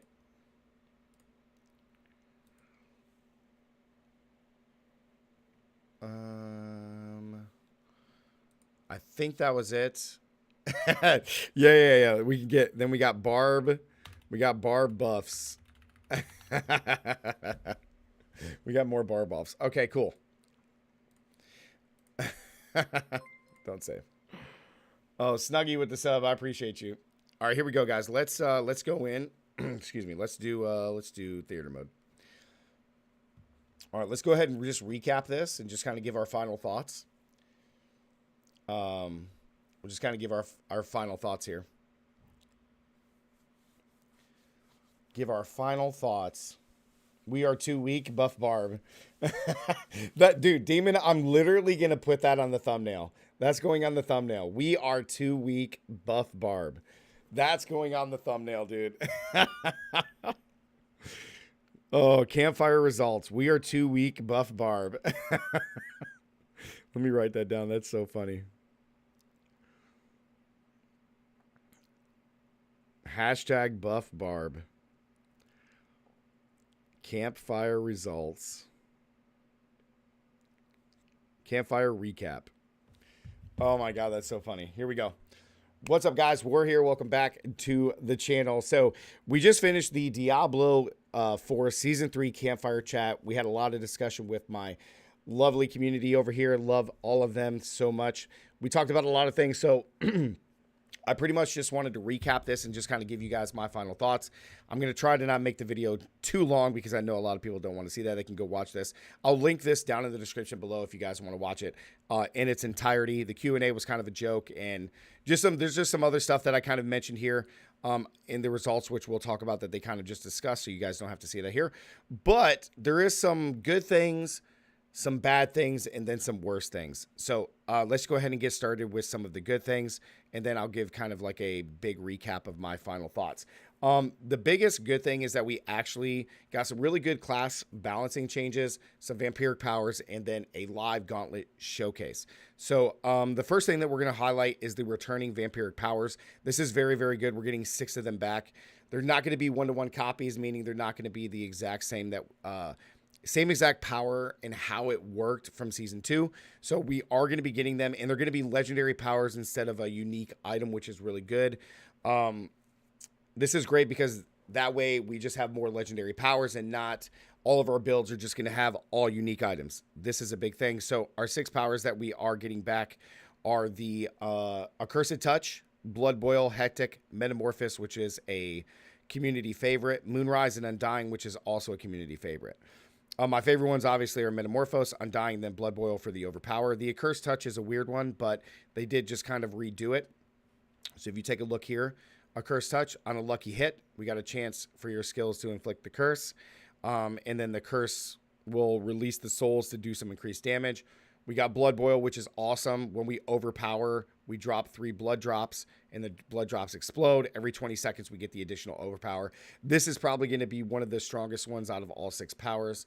Of course, Undying is really nice. When you cast a skill, you heal, and you double it while you're below 50%. Super, super strong. And then, of course, we'll talk about Metamorphose in just a sec, but we got Moonrise, which I really like. They've been really harping on the basic skill stuff, which I think is great. So this is really good. And then we got Hectic, which I actually forgot about what this did.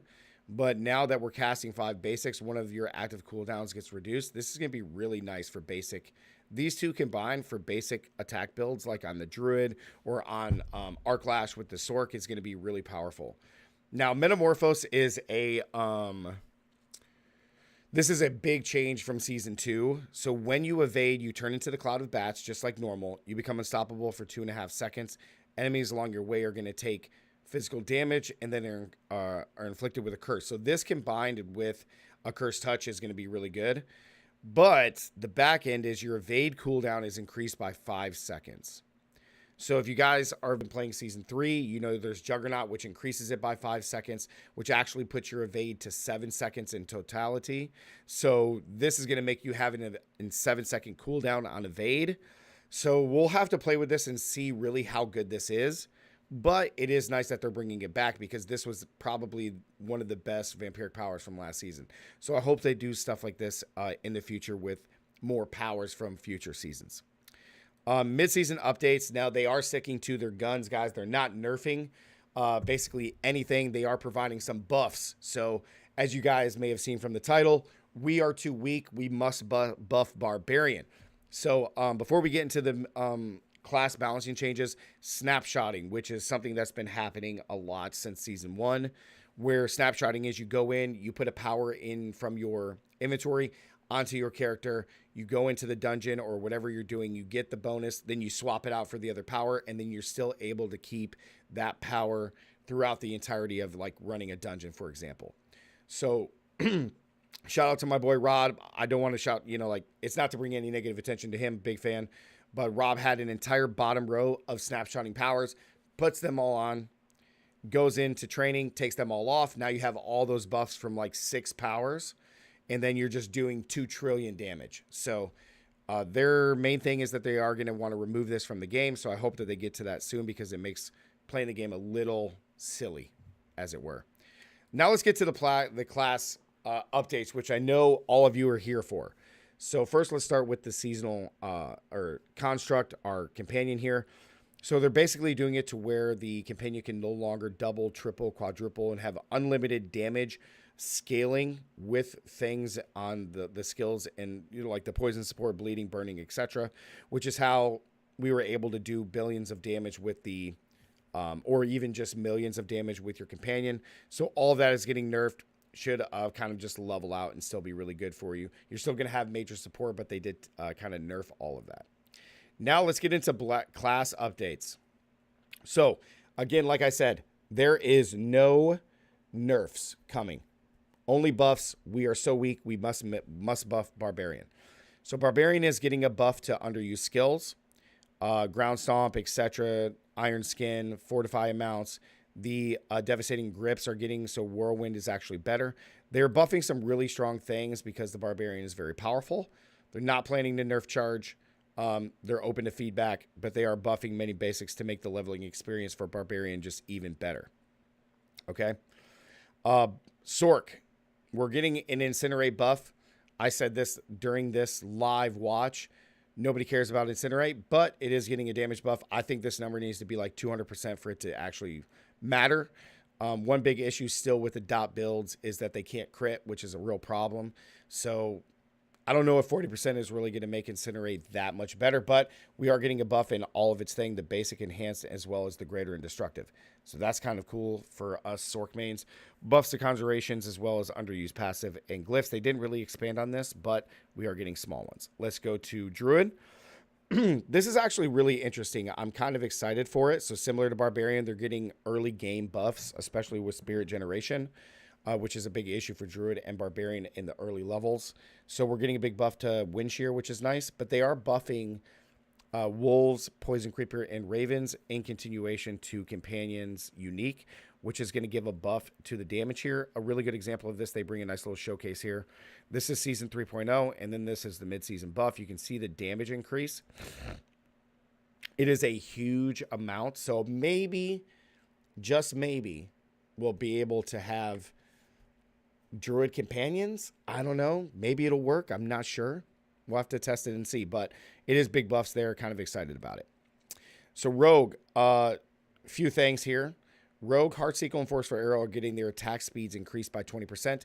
They said it feels much closer, but Adam Jackson does say that they are basically the exact same and feel and attack speed as Puncture. So that way we're not using Puncture in every single build for Rogue, but we'll have other options like Heartseeker and Forceful Arrow. We'll have to test that and just see. Next, we got Flurry buffs, which is I'm excited about. Flurry I've always liked more than Twisting Blades, but we'll see if the 10% damage buff is like enough. We're getting all exact patch notes for everything tomorrow, guys, so we'll release that video when it comes out. Precision stacks are going to be reduced from 6 to 4. The rhythm of getting the proc should feel better, so that way we should get it more often and in rotation with our skills, especially with like Penetrating Shot, which will be really nice.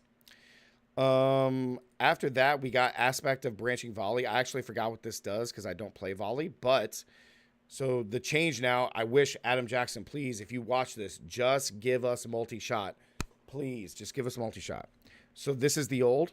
Arrows have a 25% chance to split whenever they ricochet. Now we're going to get increased damage of the ricochet arrows from barrage from 40% up to 80. And then the arrows have up to a 60% chance to split whenever they ricochet. So hopefully this will make it feel like multi-shot. I don't know, but we'll see. Excited for that. Now, onto the biggest buffs besides Barbarian, because we're too weak and we must buff Barbarian. Finally, 4 seasons later, we're finally getting minion buffs. We are getting minion buffs. I'm super excited about it. I haven't played Necromancer in a season and a half, almost 2 seasons, because it's literally Bone Spear or nothing. Micro Boy may disagree, but it's basically Bone Spear or nothing.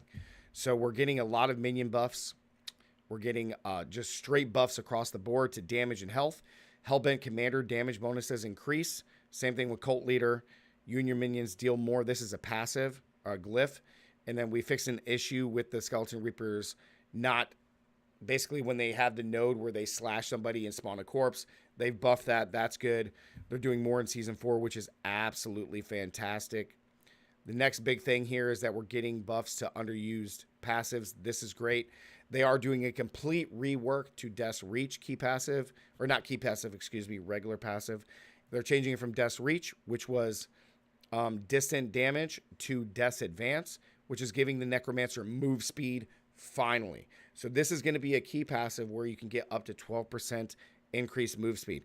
Now, there is some additional move speed that you're going to be able to get here with the Necromancer. Where is it at? They mentioned that you are right here. So you and your minions deal 10% increased physical, and you're also going to gain 1% movement speed for each active. If memory serves, you can get 9 with your 5 skeletons, 4 mage or 3 mages plus a golem. Then if you have the powers where you get 2 more skeletons and 2 more mages, that puts you to what? What was that, 12? 8? Yeah, 12. So you get 12% increased move speed on top of the distance, which is another 12%. Then if you put movement speed in your amulet and boots, you are going to be flying as a Necromancer. I'm very excited about this. Also, buffs to Blight, Blood Surge, and Sever. Sever is my favorite, but we'll see if it's actually good. Okay, so this I'm not going to talk about because that was silly. And then they get into a lot of discussion here. But more importantly, we actually get to see a live showcase of the Gauntlet. So I'm going to talk about this as it's just kind of playing in the background for you guys. So we got to see Bone Spear. Next is Ball Lightning, as well as Hoda Barb, which is Hoda / Charge. It's the same map, and we kind of got to see how this works. So essentially the Gauntlet, we all know, is going to be the same map for 1 week. It'll change after 1 week is over. You are going to have the monsters in the same exact spot. This includes your bosses. You're also going to have the shrines in the same exact spot. There's an array of different shrines. Now, how the Gauntlet works is you're going to have the timer. You're going to spend the entire time in this timer trying to rack up the highest score possible. Okay? When you're going through this, you're going to have all these different shrines here that are going to give bonuses. All right? The more monsters that you slay, the higher your score is going to be. Now, there is some additions here, and this is where the RNG actually comes in. All right? So up here, you can notice that there's keys. Okay? There's keys. When you're going through the Gauntlet, you have to kill specific enemies, and those enemies are going to drop a key. You can see on the map here that there's these chests whenever he actually gets by a chest. And when you use, you can use a key to open up these chests. It's 1 key per chest. When you open up the chest, it is going to increase your score. Now, the Necromancer actually ends up getting 1. The Sorceress, I think, got 2. And then the Barbarian the Sorc got 4, and then the Barbarian got 2, I believe, in these runs. You can check it out in the video down below and the link. But it looks like that the normal smaller chests give about 3,000 to your score, and then the bigger chests, which are the gold chests, are going to give anywhere from 8,000 to 10,000, increasing your score. So this may change when you're doing your ladders, your position on the ladder, if you get it. But this is the only, excuse me, the only RNG factor. Okay, from what we saw today, what they were talking about, The keys is the only RNG factor. They do not always drop. So that's just kind of the meat and potatoes of the Gauntlet. They talk about a lot of strategy, trying to figure out your particular route, etc. But I do want to just kind of flash forward here to the Barbarian. Steven Stewart, for those who do not know, is Leviathan. He's a big name in the community. He put together this bar build. I don't know what they're talking about as far as a lot of strategy. All he did was basically on the map just go in a big giant circle, kill the enemies because they respawn after you kill them after X time. We don't know what that time is, but they do respawn. All he did was just continue to go in a big circle and kill mobs. So I don't know what kind of strategy it is, but I will tell you that you're going to need a combination of speed, enough strength to kind of destroy these. Now, they are only T70 equivalent monsters. As you can see up here, it's 124. That's equivalent of doing a Nightmare Dungeon T70. So just keep that in mind. You're going to be able to access these very easily. They don't seem to be too difficult.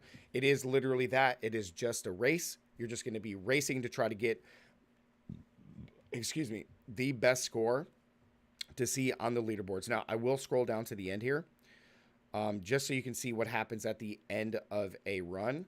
You can see right here, this is what happened after completing the trial.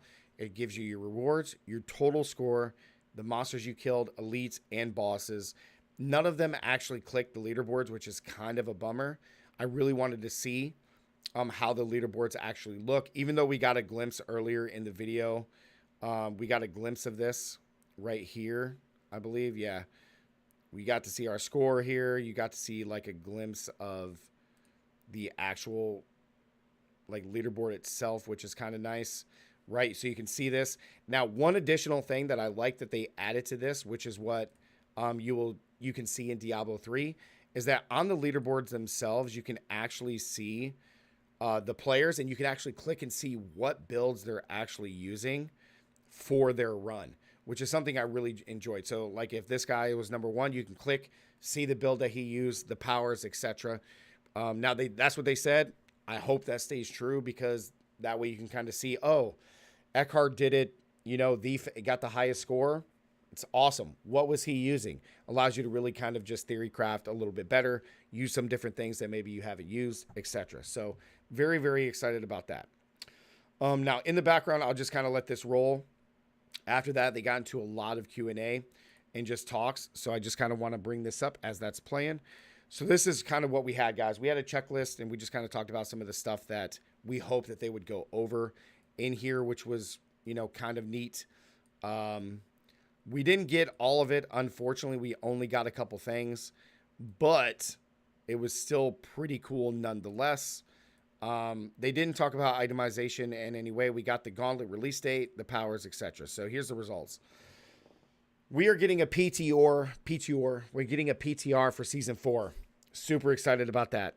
We're going to get this for Season 4. We're getting another Campfire stream, which is going to discuss the PTR as well as endgame changes that are coming to the game. They were very heavily hinting at that. So we're finally getting a PTR. However, it is PC only on BNet. If you are a console player, you will not have access to that. RIP console. Yeah, so you have to be on Battle.net. You cannot be on Steam. You have to own a copy of this on Battle.net to be able to participate in the PTR. So that's very important. One other thing, all the backlash from Uber Trading, they did dumb it down from 5-to-1 to 4-to-1. So I'll let you make your outrages about that in the comments or on the subreddits, etc. Gauntlet release is next Tuesday, guys, is when the Gauntlets will release finally, so you'll be able to start playing.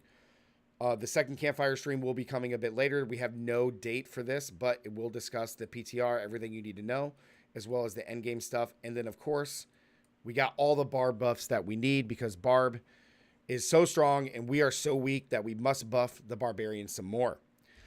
So that is the recap, guys. It is pretty cool. The Gauntlet seemed awesome if you really want to race. Yeah, that's all the recap, guys. In the end, this was a subpar Campfire. There's some things that I liked and some things that I didn't like. some of the buffs were good, especially to Necromancer. I wish some of the other classes got some better buffs, but it is what it is. That's okay. We'll look to Season 4. I'm pretty disappointed that we didn't get any talk about itemization, but it looks like they're going to talk about that more in the other Campfire stream, which is great. The Uber Unique trade from 5-1 to 4-1 is really bad. The Gauntlet upside seems pretty cool. We'll have to see how it goes, but it seems exciting, something to really test and just have fun. Another end game mechanic, which would be pretty cool. Yeah, overall, we're like half a step forward, 2 steps back. So that's kind of my final thoughts. Like the video, guys. Let me know down in the comments what you guys think about all this. Again, I'll link the entire dev stream if you guys want to go watch it. But that's just kind of a real quick recap. We're going to have some more details again tomorrow when the official patch notes are released. So we'll have some more details. But yeah, comment down below. Let me know what you guys think.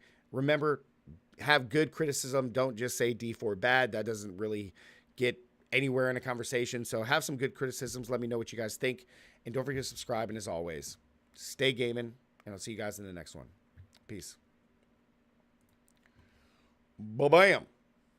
The game is getting better a bit by bit. Yeah, it's like a half a step at a time. It's like a half a step at a time. What day is patch day? City, what's up? They didn't say. I'm assuming that we'll have the detail on that in the patch notes tomorrow. I would guess, though, at a bare minimum, that because the Gauntlet comes next Tuesday, that the patch will be then.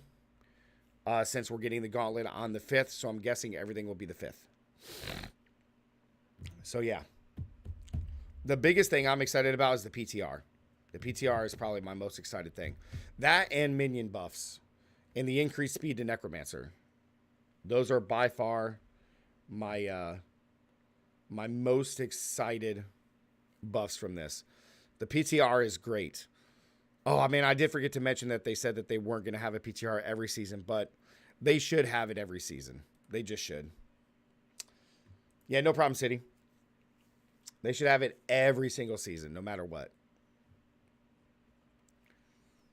No matter what. But yeah, guys, I'll link this video down in the description for you guys. But yeah, man. All in all, not bad. The PTR will be good. The PTR is the biggest win for sure. The PTR and the buff to Necromancers was the biggest win out of the PTR or out of this Campfire for sure. For sure. Yeah, for sure, man. That's really good. Okay, guys. That's going to do it for today's stream. We just wanted to watch the dev stream. We normally don't stream today. So I just kind of wanted to watch that and just do a recap and thoughts. Don't lie, the bar buff is the biggest win. I'm telling you, I'm putting that on the title, man. It's going on the thumbnail. So we just wanted to watch that, kind of recap our thoughts. I'm glad I got to have some good talks with you guys and talk about the Campfire. That's really awesome. So yeah, man. Well, another step, dude. I hope that we can get, by December, we can get this game to be, pretty polished, but we'll see. We'll see how it goes. So thank you guys, everybody, for being here watching. Thank you, everybody, for being good sports in the conversations. Thank you guys so much. Let's see. Today's Thursday. We'll be back on Saturday, guys, for a Diablo stream, which will be pretty fun. So we're probably going to have to try to figure out what I'm leaning towards either Pulverize or maybe Blizzard or Fireball for the Gauntlet with my Sorc. So we're going to see. We're going to do both of those, I think. I got to figure out which one I want to do. Because on Sorc, we're going to have to put it together and just kind of try to min-max it as best we can. So that's what we'll be working on through the weekend up until Tuesday. Or we could just make a Hodabarv and demolish everything. But yeah, guys, thank you so much for being here. Have a great rest of your week. All right? Be safe. Have fun. Don't forget to like this. I'm going to literally go edit and upload this video right now. So make sure as soon as it goes live to like, comment, let me know your thoughts. That really helps push our videos and channel out to more eyes. So that would really help. Yeah, have a great rest of your week, guys. Be safe, have fun, and as always, stay gaming. I'll see you guys Saturday. Peace.